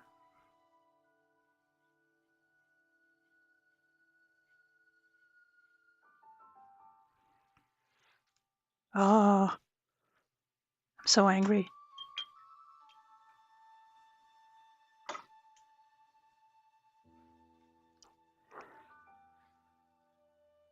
This one I really would like to test on a different piece of paper. Do I have one? I got all this paper and I got nothing to wear.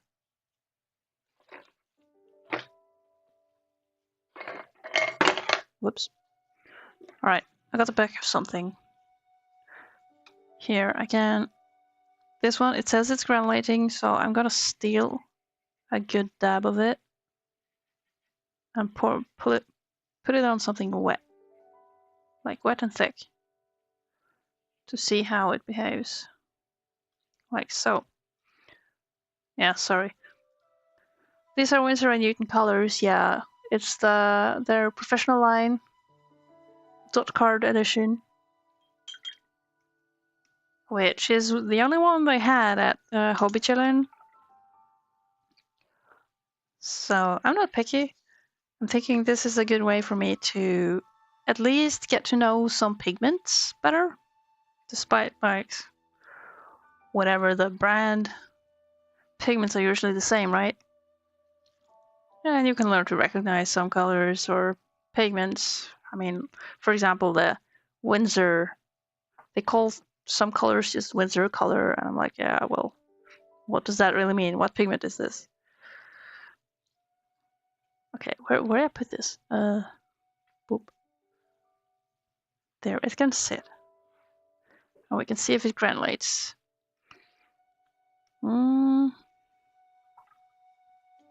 But yeah, I wanted to buy this card. I would love to have a dot card from Schminke. I wonder if they do sell them in Oslo. But you can't search for them in the web store, which is a shame. I would love to be able to search for and buy dot cards. Because, you know, this is kind of addictive. It's like getting your paint and swatching them, except you're only getting to swatch them. You're not actually getting the paints. And speaking from just the economical part of it, personally, that's a good thing.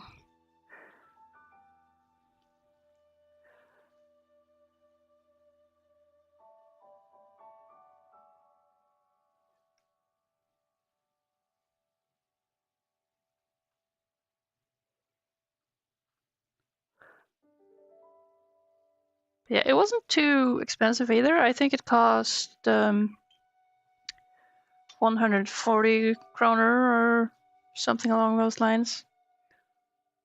So it's largely affordable, and I'd say it's not that expensive for some good fun. You know, swatching could keep one occupied for hours. Mine came with a stain. I swear it wasn't me.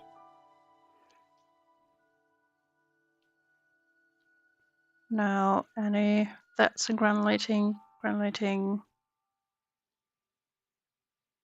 So many letters. Now we continue. But yeah, I wanted to check on these, see if there are colors I would like to have. I've been especially looking at the purples here. I do have this winter violet, looks very similar to the one Carbazole violet I have from Daniel Smith. And yes, my Rembrandt violet. But I've been wanting a redder violet. Now the Tyrian purple or the Quinrose violet might be decent candidates. I'll have to consider. But it's nice to see. And it's a fun little thing to keep as well.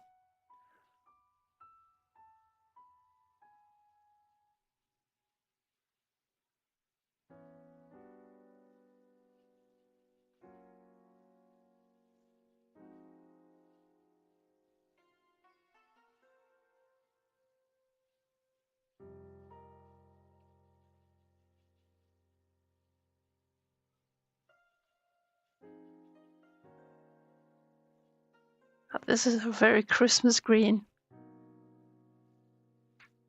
Oh! Oh dear! What happened?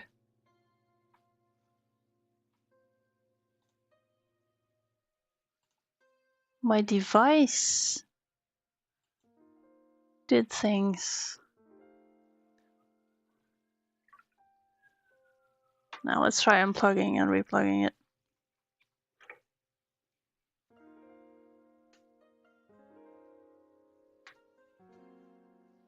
We're back.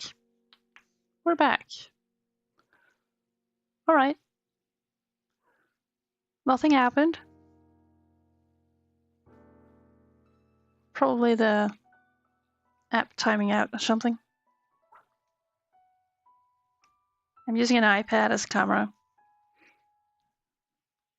With the Camo Studio. And Windows computer, I suppose that one doesn't like being plugged into an Apple thing. That's probably all. Moving on.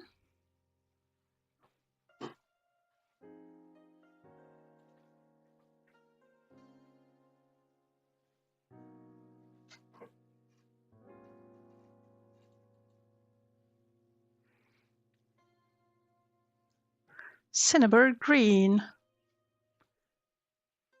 What is? Who is? Where is Cinnabar?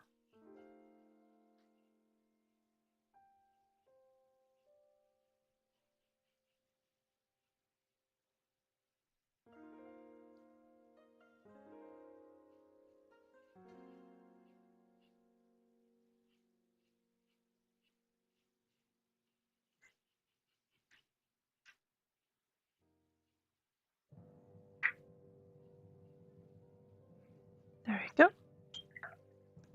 Must have been the wind, yeah. Now it looks like we are going to move into green territory. But it doesn't look to be too much, like too many green colors actually.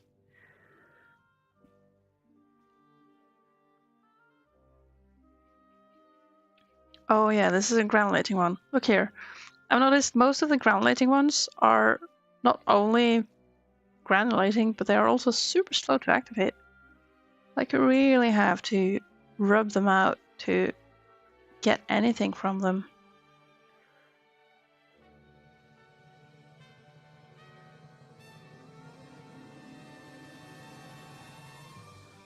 And similarly to this red over here, I had to rub out the entire dot to make it fill, which is good to know. Fascinating, but wow, what an eyesore.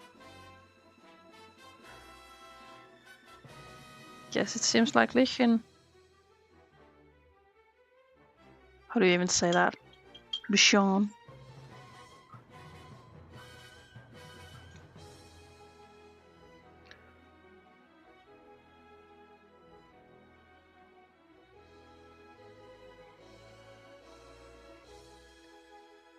This is Terre Verte.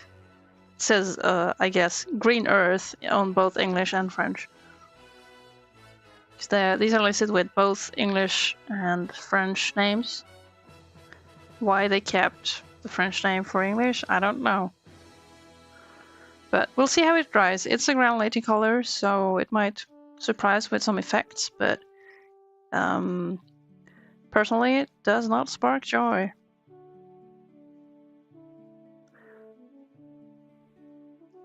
I don't even know what people would like to use that for.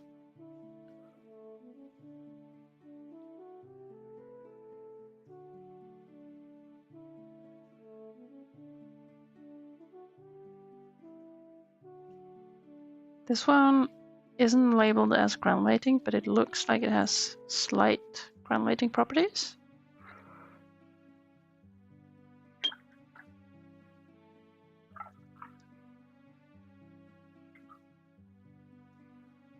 I'm still thinking of a set that was for sale in the web shop for outlet price, which was a Rembrandt tube paints, watercolors, monopigmented.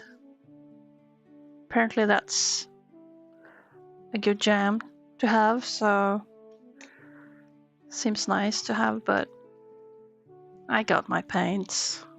I have so much paint. Next up, oxide of chromium. Oh, okay. That's a G. Okay. Expect granules.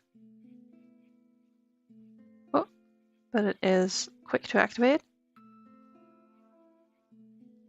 I'll be careful. It seems to be quite behaving similarly to, which is it? Was it cobalt blue? Cobalt turquoise? Yeah, sort of have like the matte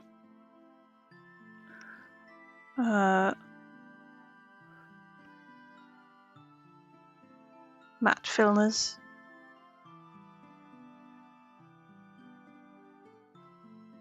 Edge. Oh no.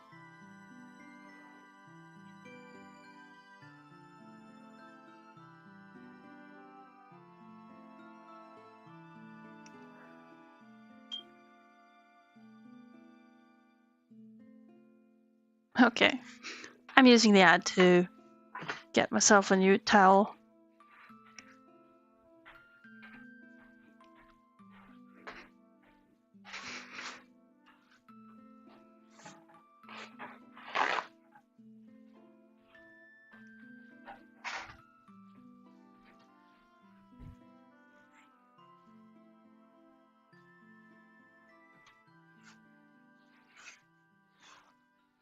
Get up and stretch. Yeah.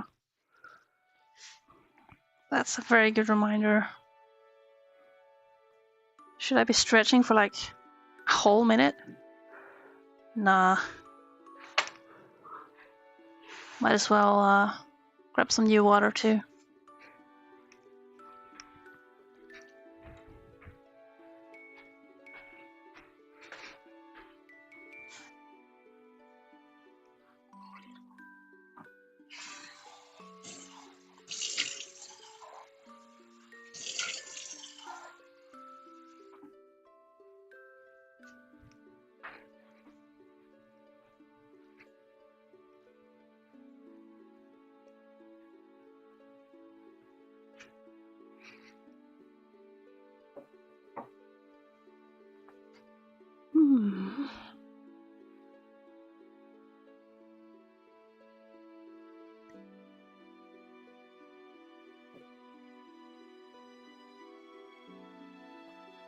Excuse me.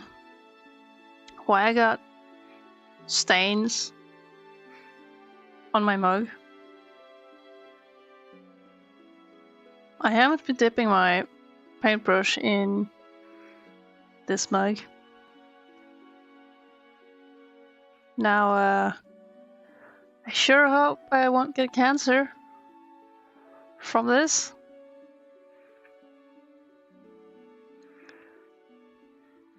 Mysterious green stains on my mug.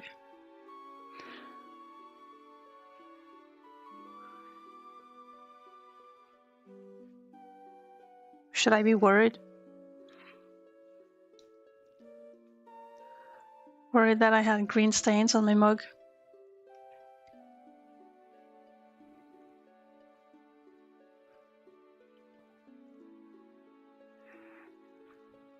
Well, glad it wasn't cadmium stains, you know? But I should probably be a bit careful. Now, who's next? We got some Hooker's Green.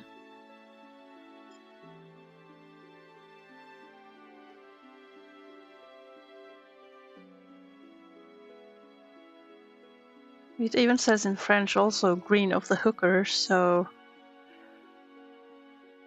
I'm not sure if I'm understanding hooker correctly.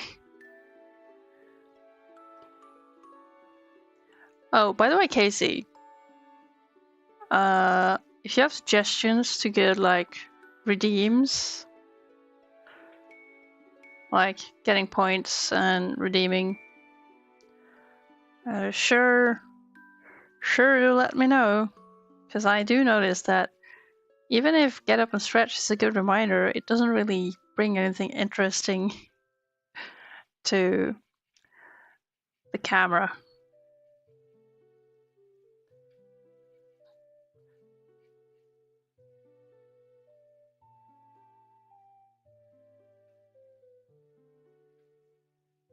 You just redeem it during ad. Yeah, well, that was nice. I did Get Up and Stretch. Thank you. I got myself new water, a new clean paper towel, and discovered green stains on my mug. This here looks very foresty, but we'll see how it dries. It's not marked as granulating.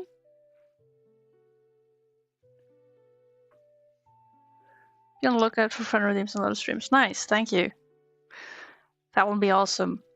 I mean, I could just grab the waste and everything, but it's not waste and flex.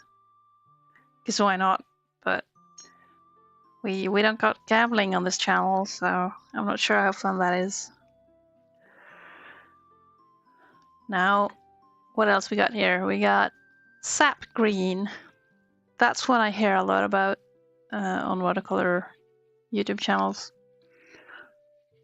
People are like, oh, these are my 4 colors that I would love to have if I could only choose 4 or 3. Many people love sap green. Let us see why.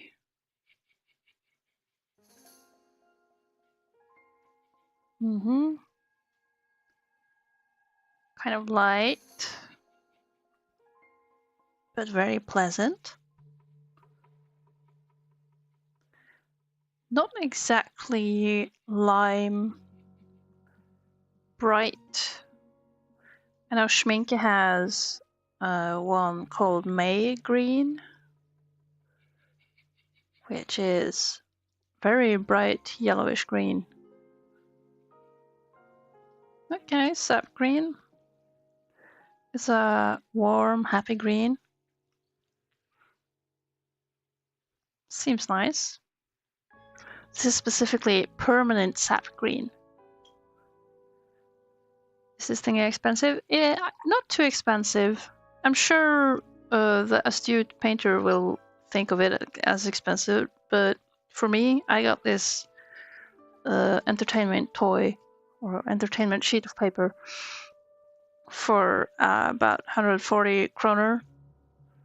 So I don't know, 14 euros.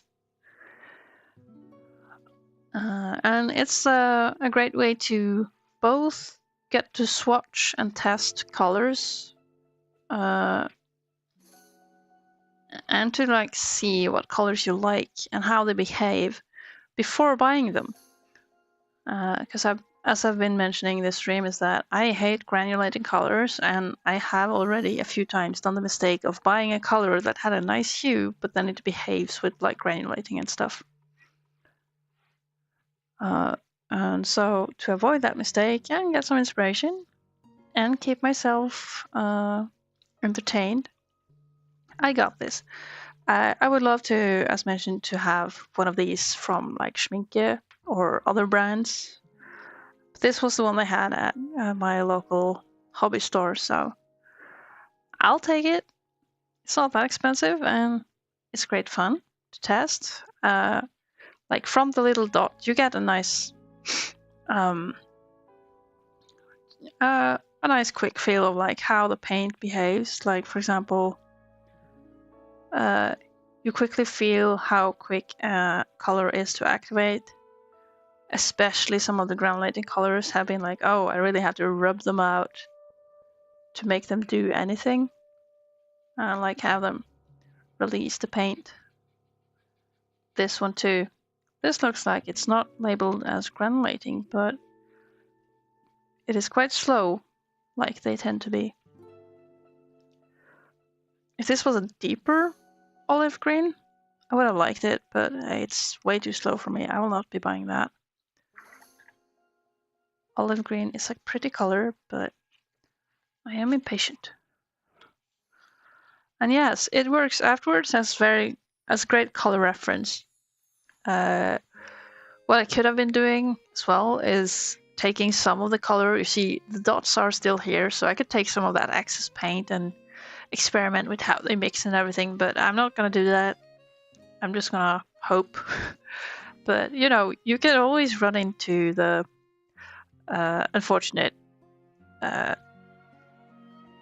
occasion where you want to mix two colors. You found like, oh, I like this yellow very much, and I like this red very much. I want to mix them to an orange, and then those two pigments might not be friends in a way that produces a nice orange, which is unfortunate. And I could have done tests to find out exactly where I want it, but nah, I'm just doing this for fun, man. And I'm not going to get all these colors anyway. And if I am going to get a few colors and need colors that I know I can mix into certain things, then maybe I can ask some of my friends who already have a huge collection of watercolors to just test theirs. Now, I really hope that I might not be able to finish this before I have to go. We'll see. I'll try not to yap too much. This has been a yappy stream. Because I hate you, yeah. I actually streamed just to spite you.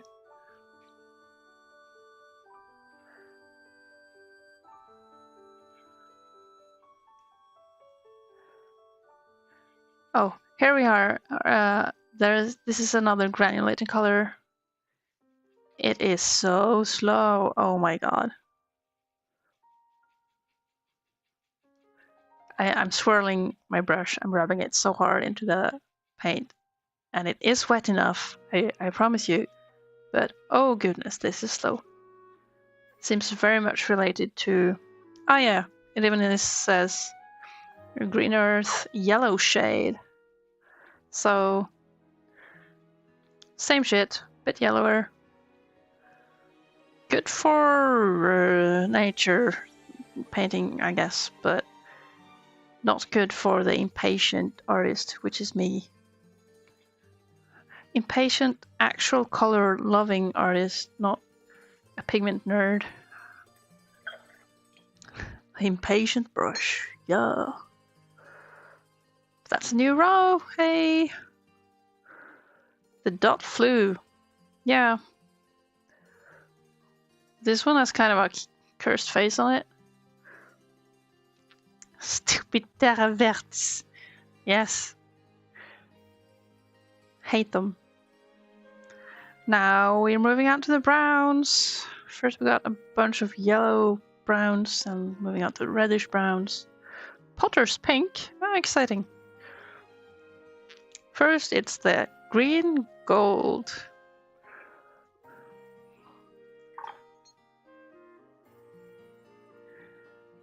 Following along with your pick.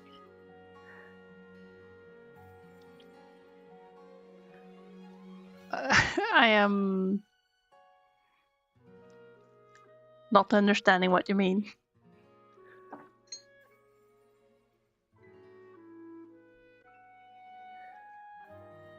You want more space?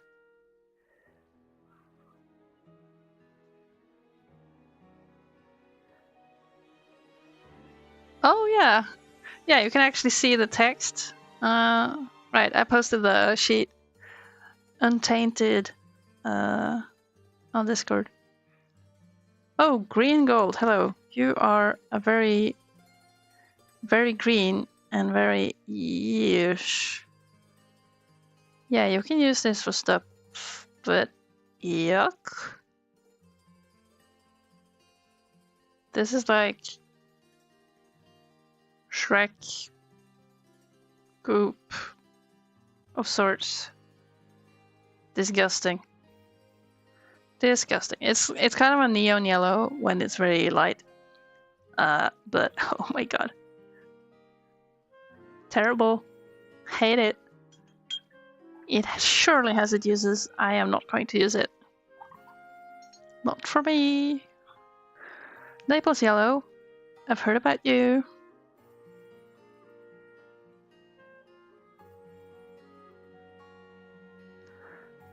It's just a beige, man. Sand beige yellow.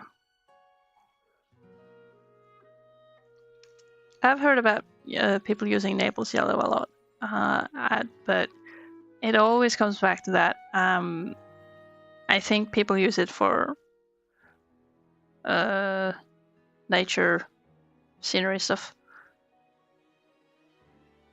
It does kind of work as you could do certain skin tones with it, maybe. Perhaps. But it's kind of opaque, which I usually don't like in watercolor. Now, Naples Yellow Deep. It has AA. What does it mean? Extremely permanent.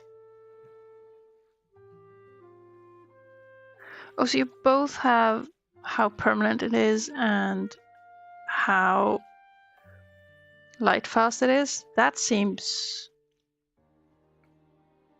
I'm not sure how useful that seems. What's my favorite yellow? Hard to choose.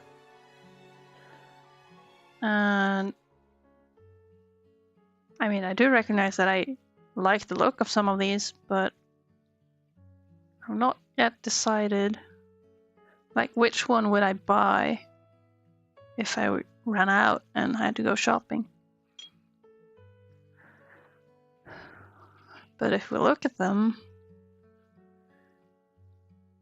I gotta stay away from the cadmiums. This one does have a good range. That's cadmium orange though. But I like my warm yellows.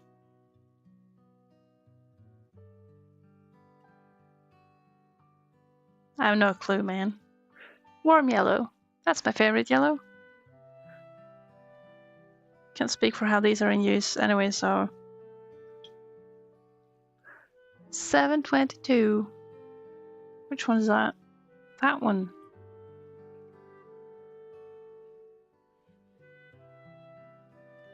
Yeah, that's kind of bright lemon.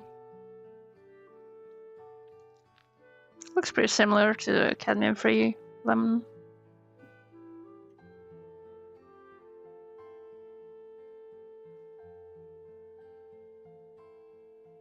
Maybe 9 or 7.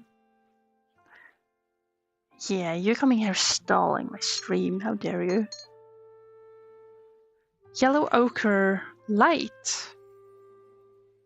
Why would you need 2 types of yellow ochre? Asking for a friend. Oh, it's granulating. Ochre is granulating? Is it? Let's check it. You're not a fan of the hot yellows. Hot yellow is what makes me happy. Okay, so let's see. This is yellow ochre light. And it is slow. Says it's granulating. Whoops. My impatient brush is having a rough time.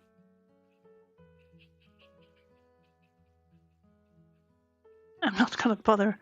Ah.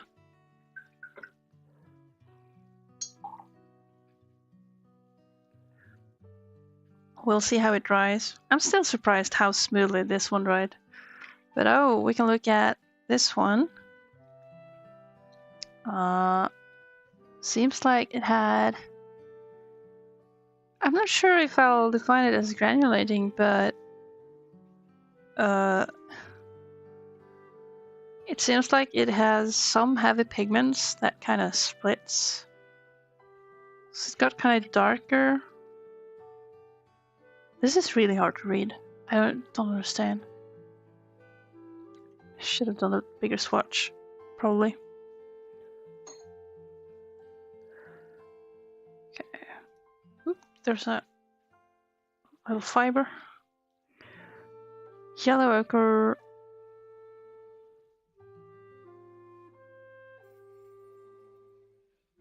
So both these use the same pigment.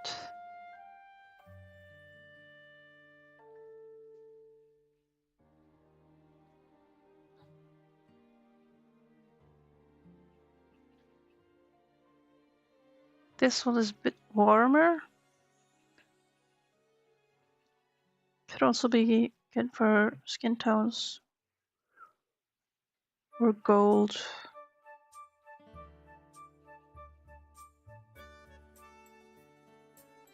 Oh my god, look at this. This yucky color. It's beautiful for if you're going to paint things like moss or green fields like grass. But oof. Gross.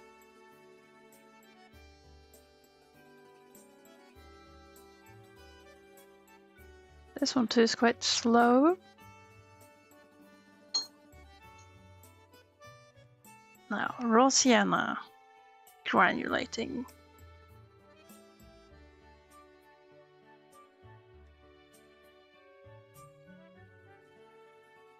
Yep, very slow off the bat. It is very yucky indeed.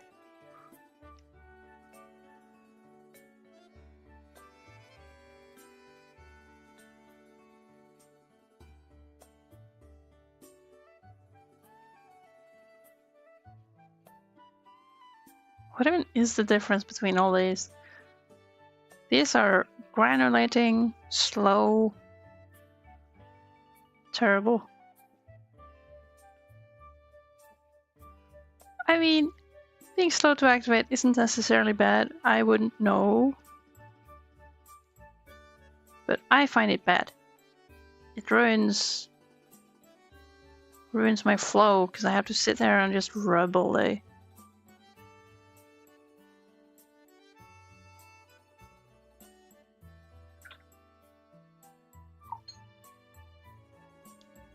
Now, gold ochre.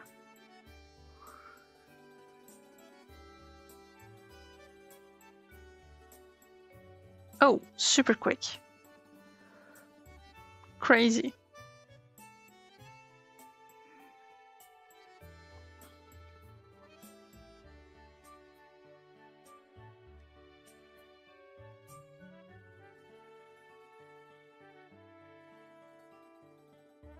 This is like a warm, it's a straw basket on a sunny, warm day, perhaps. Quite pretty. It's like a more mellow orange. Transparent gold deep.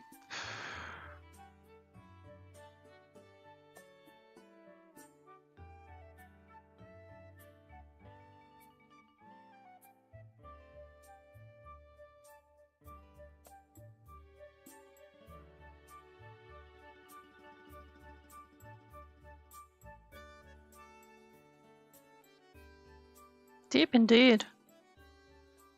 Why isn't this one along with the oranges? The yellows. It's like menacing sunset. Crazy.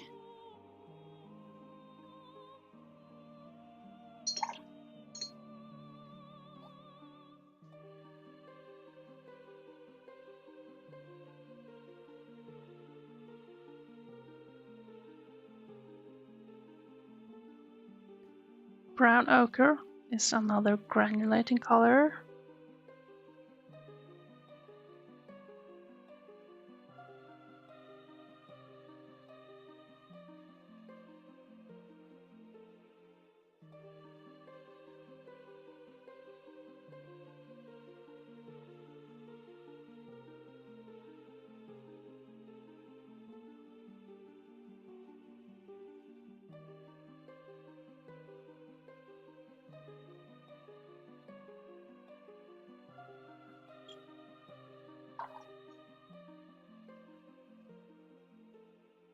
Magnesium brown.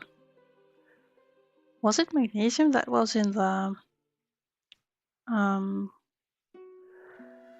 manganese violet? I think that was what I was told. This one was, whoa, super quick to activate though.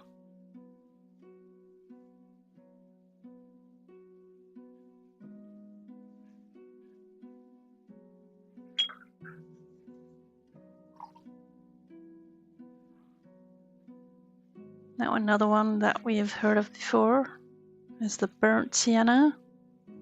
Famous pigment.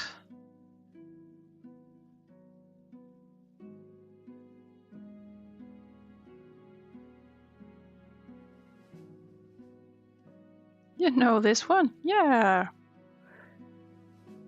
It's like another of those kind of orange browns. Quite strong. Almost rust-like.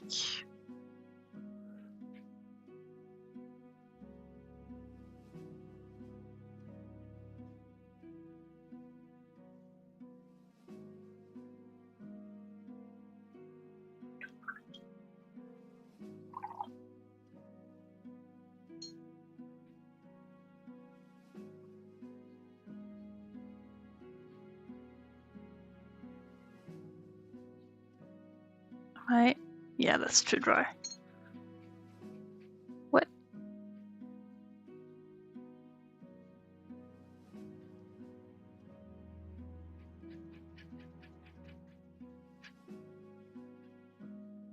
The light red one. This seems like what you could use as kind of blush color or on the sun side of a brick wall.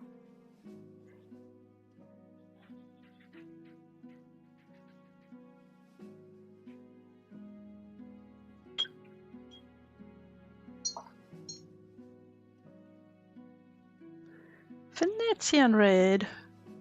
Do they have red in Venezia?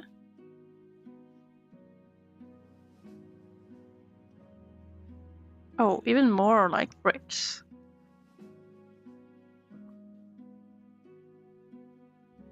Also very quick.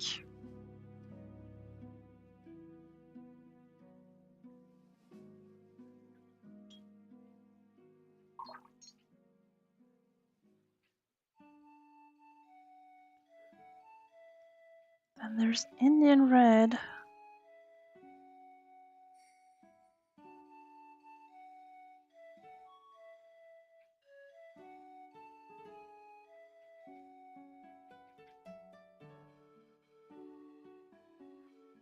Also super quick. Quite opaque.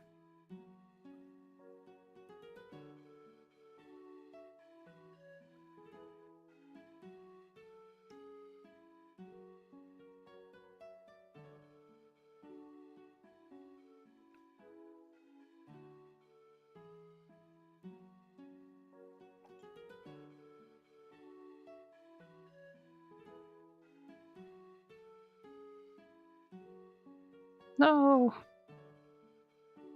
I'm doing bad.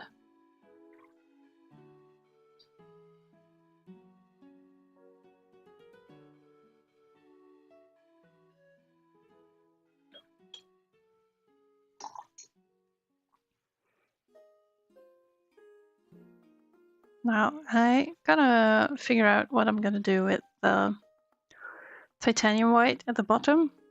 Like the last color, because it has some stain from the opposing color. Like, probably just stained from pressure when being closed, because it was folded in a closed manner when I bought it.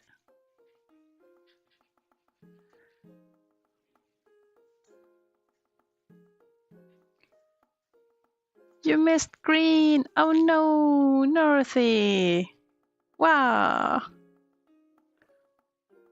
How could you miss out on the greens? Well, to be fair, they weren't many. I am surprised that they do not carry the May green that Schminke has. I'm not sure how permanent that is. Potter's pink, hello. Okay. Is it a pink or is it just a brown? Oh, it's a granulating one, and it is. Oh man, it's slow. It's so slow. Look at this. We have another one to avoid.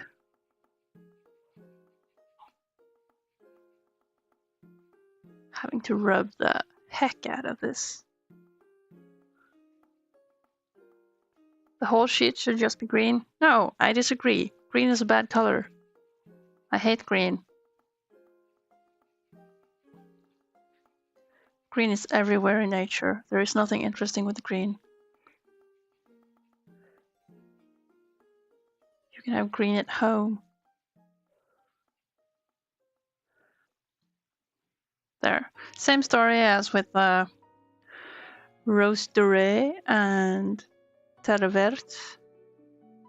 Plus the yellow one. Yuck.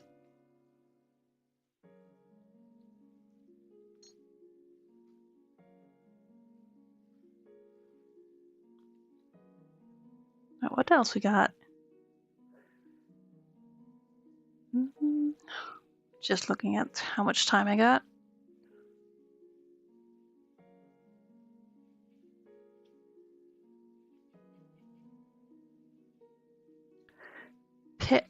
Cerulean Maroon? This is nothing like the Pro Marker color, which I'm fairly sure is more of a reddish purple.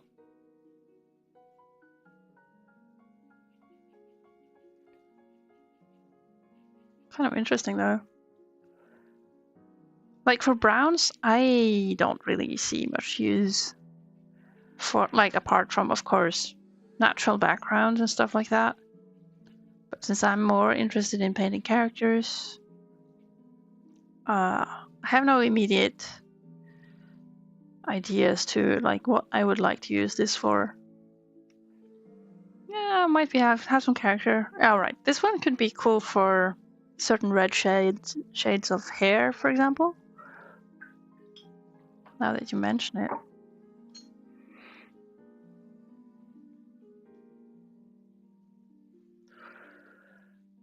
Violet. Cerulean Violet. How's that? Okay.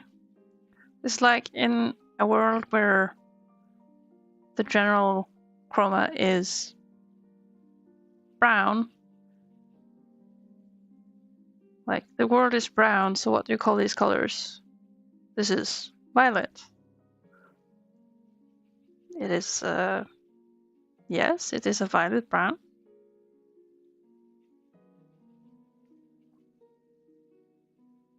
Living in a brown world.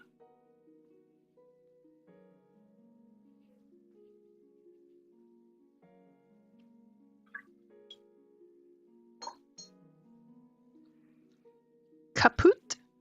Mortem violet. Mortem? Sounds, seems... muerte. Oh, it's a granulating one. But a quick one. That's refreshing.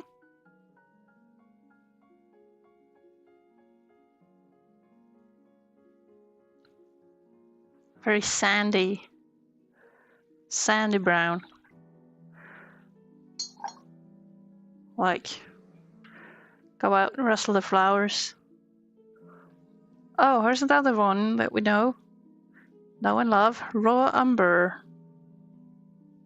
Granulating. Very yellow. Greenish yellow. Semi-slow. Semi. Kind of like ochre, but expired.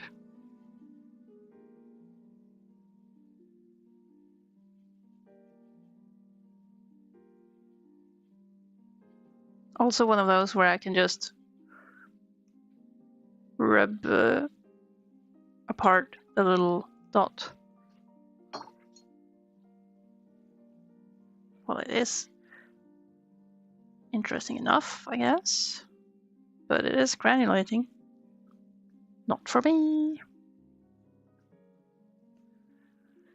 And now we have...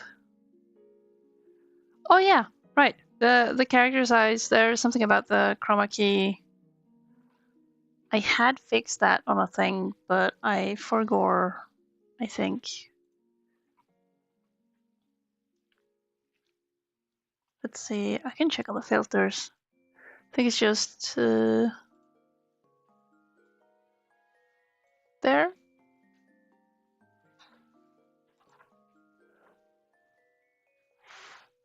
Yeah, it's just a green screen goof. Just a little thing. Burnt umber. That's even more familiar. Uh-huh.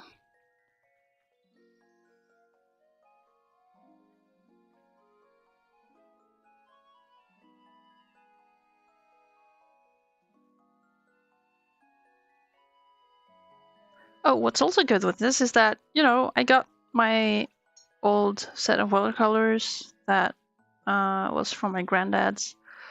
And that's just a set of colors, you know? None of those are labeled or anything. So this Dotcard sheet might help me identifying more closely what kind of color it is.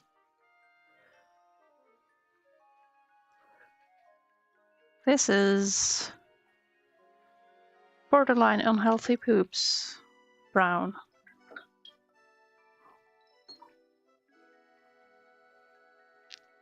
Van Dyke.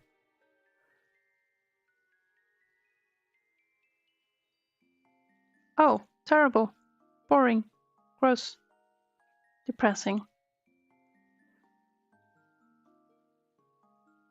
Very much a black, muddy stand-in. It's very quick to activate. Not bad at all.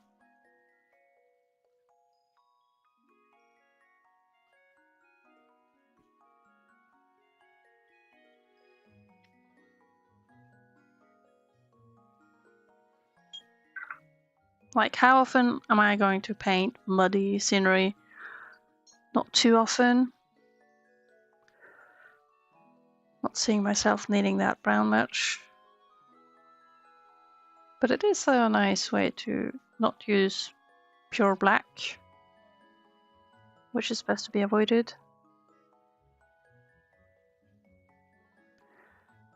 Is this sepia? What? This ain't sepia, dude. Can't be.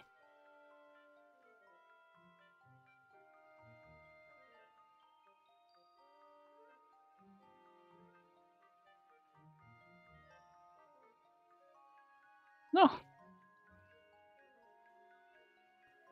I want to lift some of the paint to get a gradient, and then I end up like lifting some and then dabbing a smudge below that is just way darker.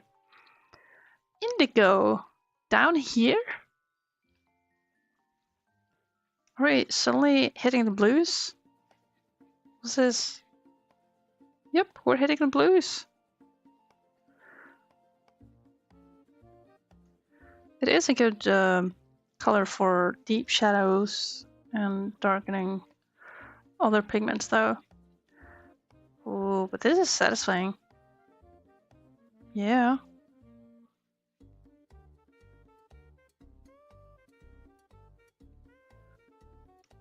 That's a very nice color. Very nice indigo. That's not sepia, right? That is very much not sepia.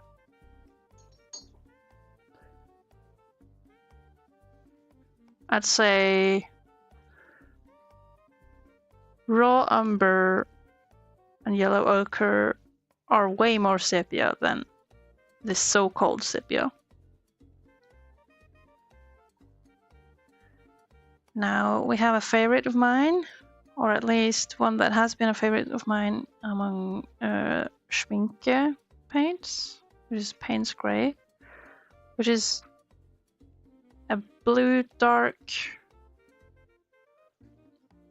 grey.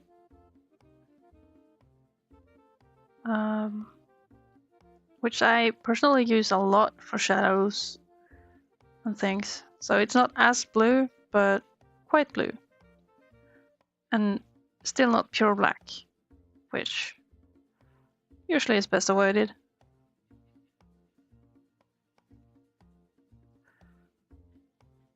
Very deep, very nice.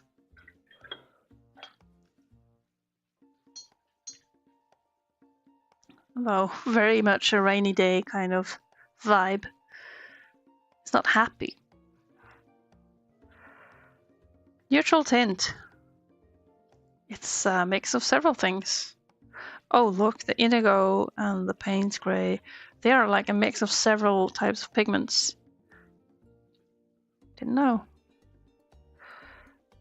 What is neutral tint? Oh, purplish black. But very, very slightly purplish black. Mostly black, but slightly purplish.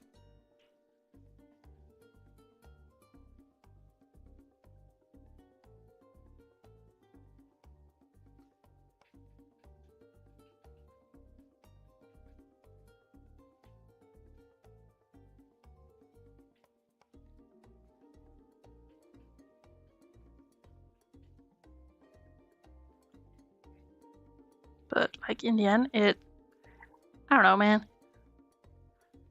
Seems blackish to me.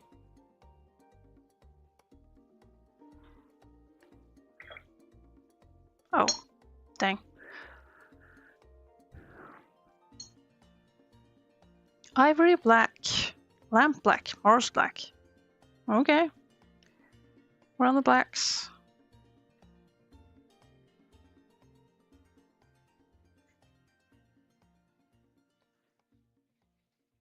Compared to the others, this reads like a yellowish black. Useful for galaxy paintings.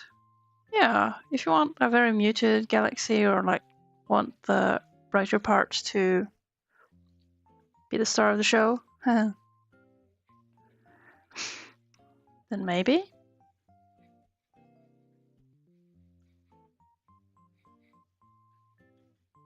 But Payne's Grey, this one is also quite blue. So It's not too bad. Oh, the ivory black is quite granulating actually. That is good to know.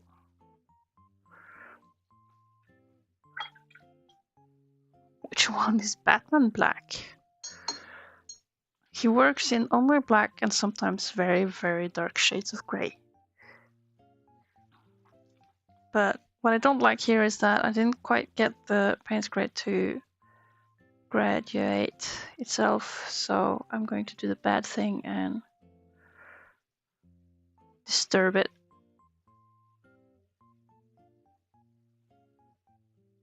There you go. That'll probably produce some artifacts, but we'll see.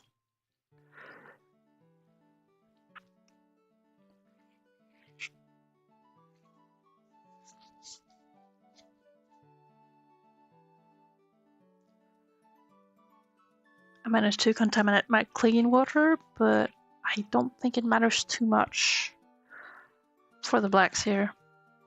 Now, otherwise we have lamp black. I mean, if ivory black is granulating, I for sure will have to stay away. Though I barely use black for anything.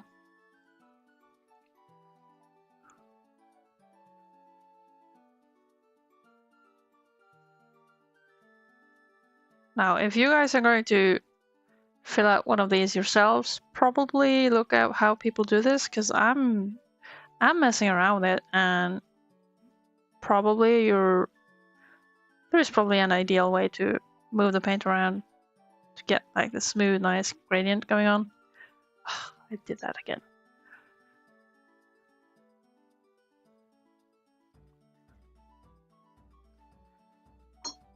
Okay, Mars black. What does it mean?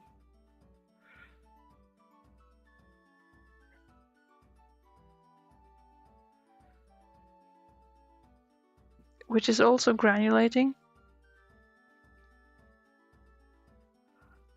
Maybe it's more granulating?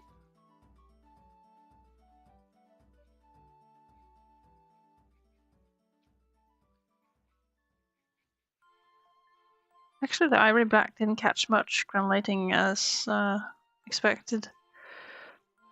I swear, they should have like double G's for extra granulating. Some of these are G's and some of these are GG's.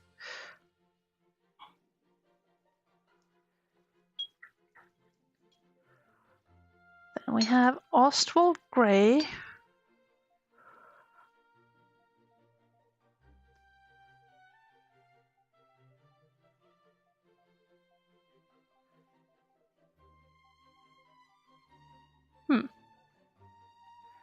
It is granulating and staining, quickly activating,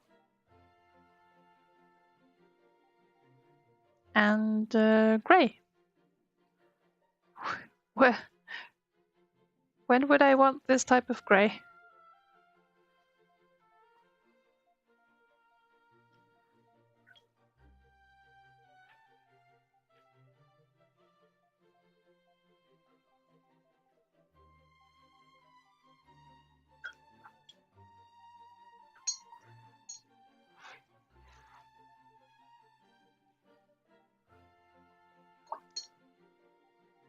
Now there's Davy's grey. Who's Davy? Do you guys know a Davy?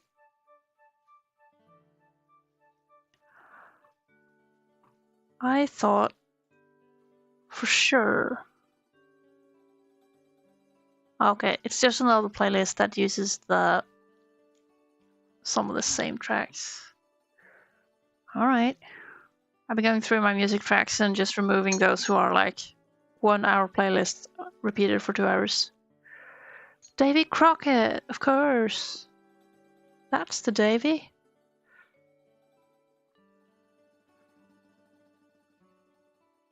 Oh, slow color. Apparently not granulating.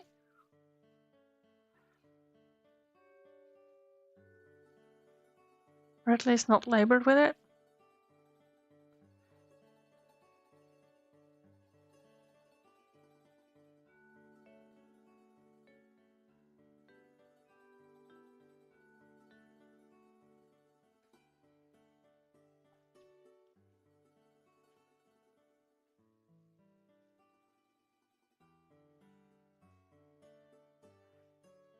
Yeah, I don't understand. Would I ever use this? I don't think I would. It's kind of greenish.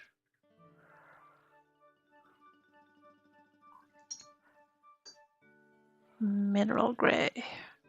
Also a granulator. The G's. Oh, apparently a slow one as well.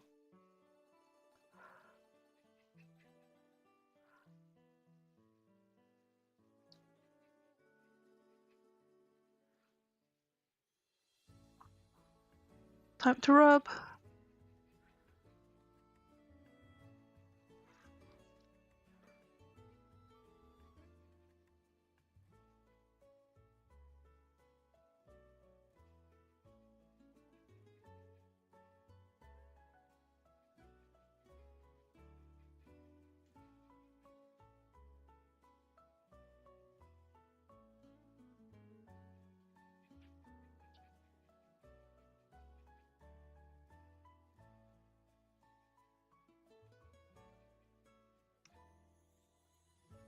Not for me. And lastly, of the dark colors is ultramarine ash. Another granulator. But for the whites, I'm not sure how to deal. Should I be? I feel like I should make a mark, like black of some kind. Oh, another super slow one.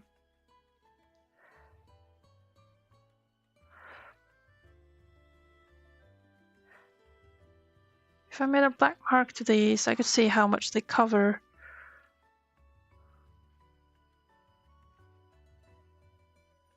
Might as well do that.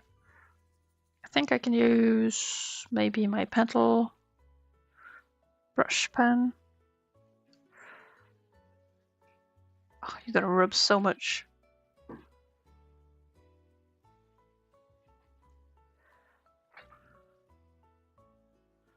Yeah, neutral tint is really shining. It's like ever so subtly violet black. I'm the chef. Yeah. Well, if I'm gonna use it, I have to find it. If I even have it.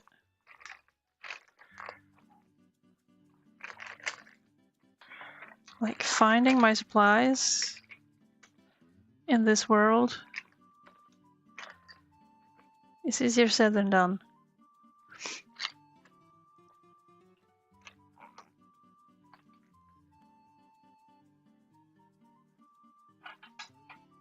But maybe I can just use like a Sharpie.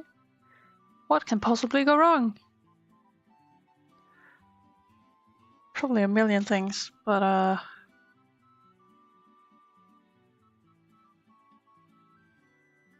we do like so.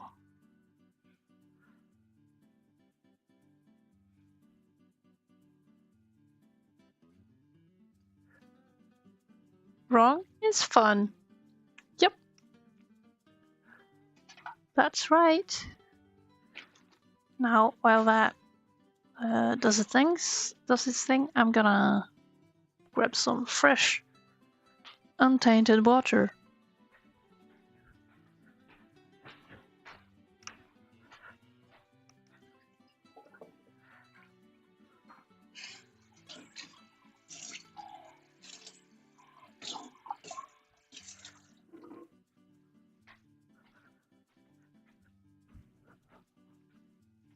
Ooh, but it is satisfying to come back and look at it.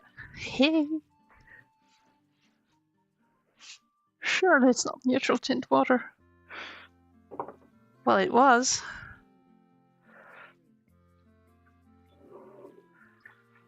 But we got some neutral tint on the white. You can tell on the titanium white. There's a black dot because of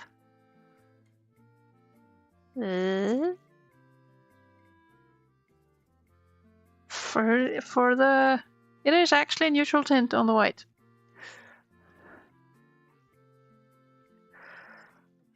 So I'm gonna wash my brush and see if I can just get that neutral tint off before doing anything more.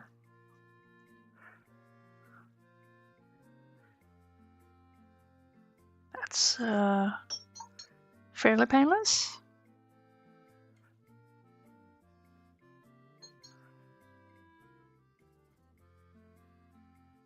Do you like these? Are you okay? Are you healthy? Do you need someone to talk to?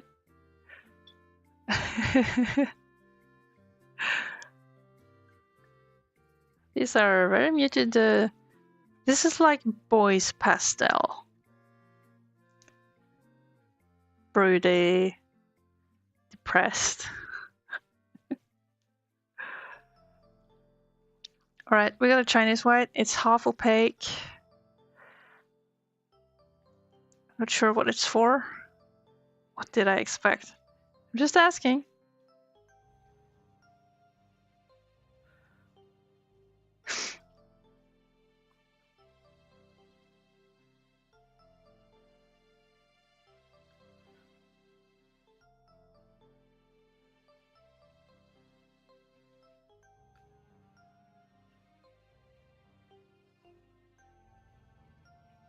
Yeah, I can see what's happening here. It's very much invisible.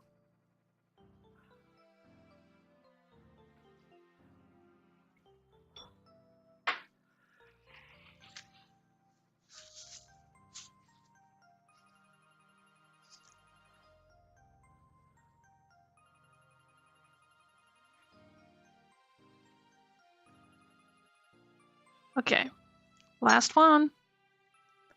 Titanium white, baby. Titanium.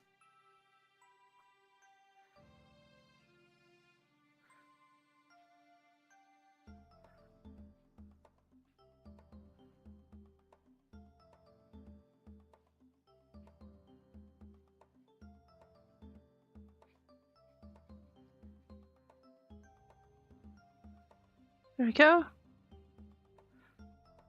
So I've seen some uses for white watercolors. I never use that, but looks like this one has pretty good coverage, so that's cool. While the Chinese white is both less covering and slightly more blue.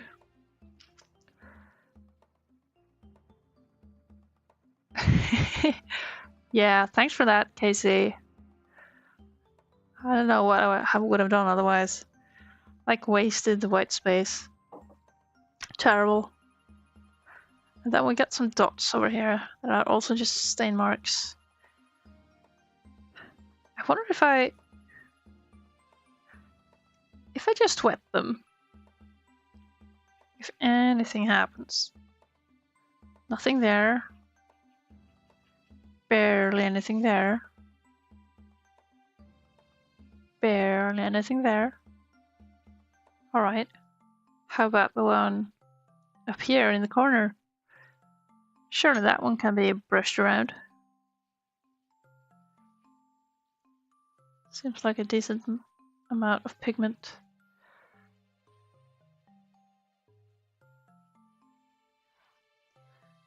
Yeah, we can use that as a little background for a little logo creature.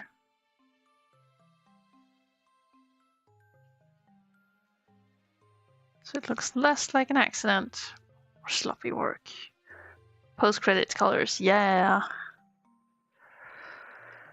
Alright. That was fun. Now I have a full sheet of color that I can look at and be like, what color do I want? Off the bat, I'm liking the olive green. Sap green, well, it's kind of a forest green. This one, the green gold, it is growing on me. It would be cool for certain certain moods in a nature scene.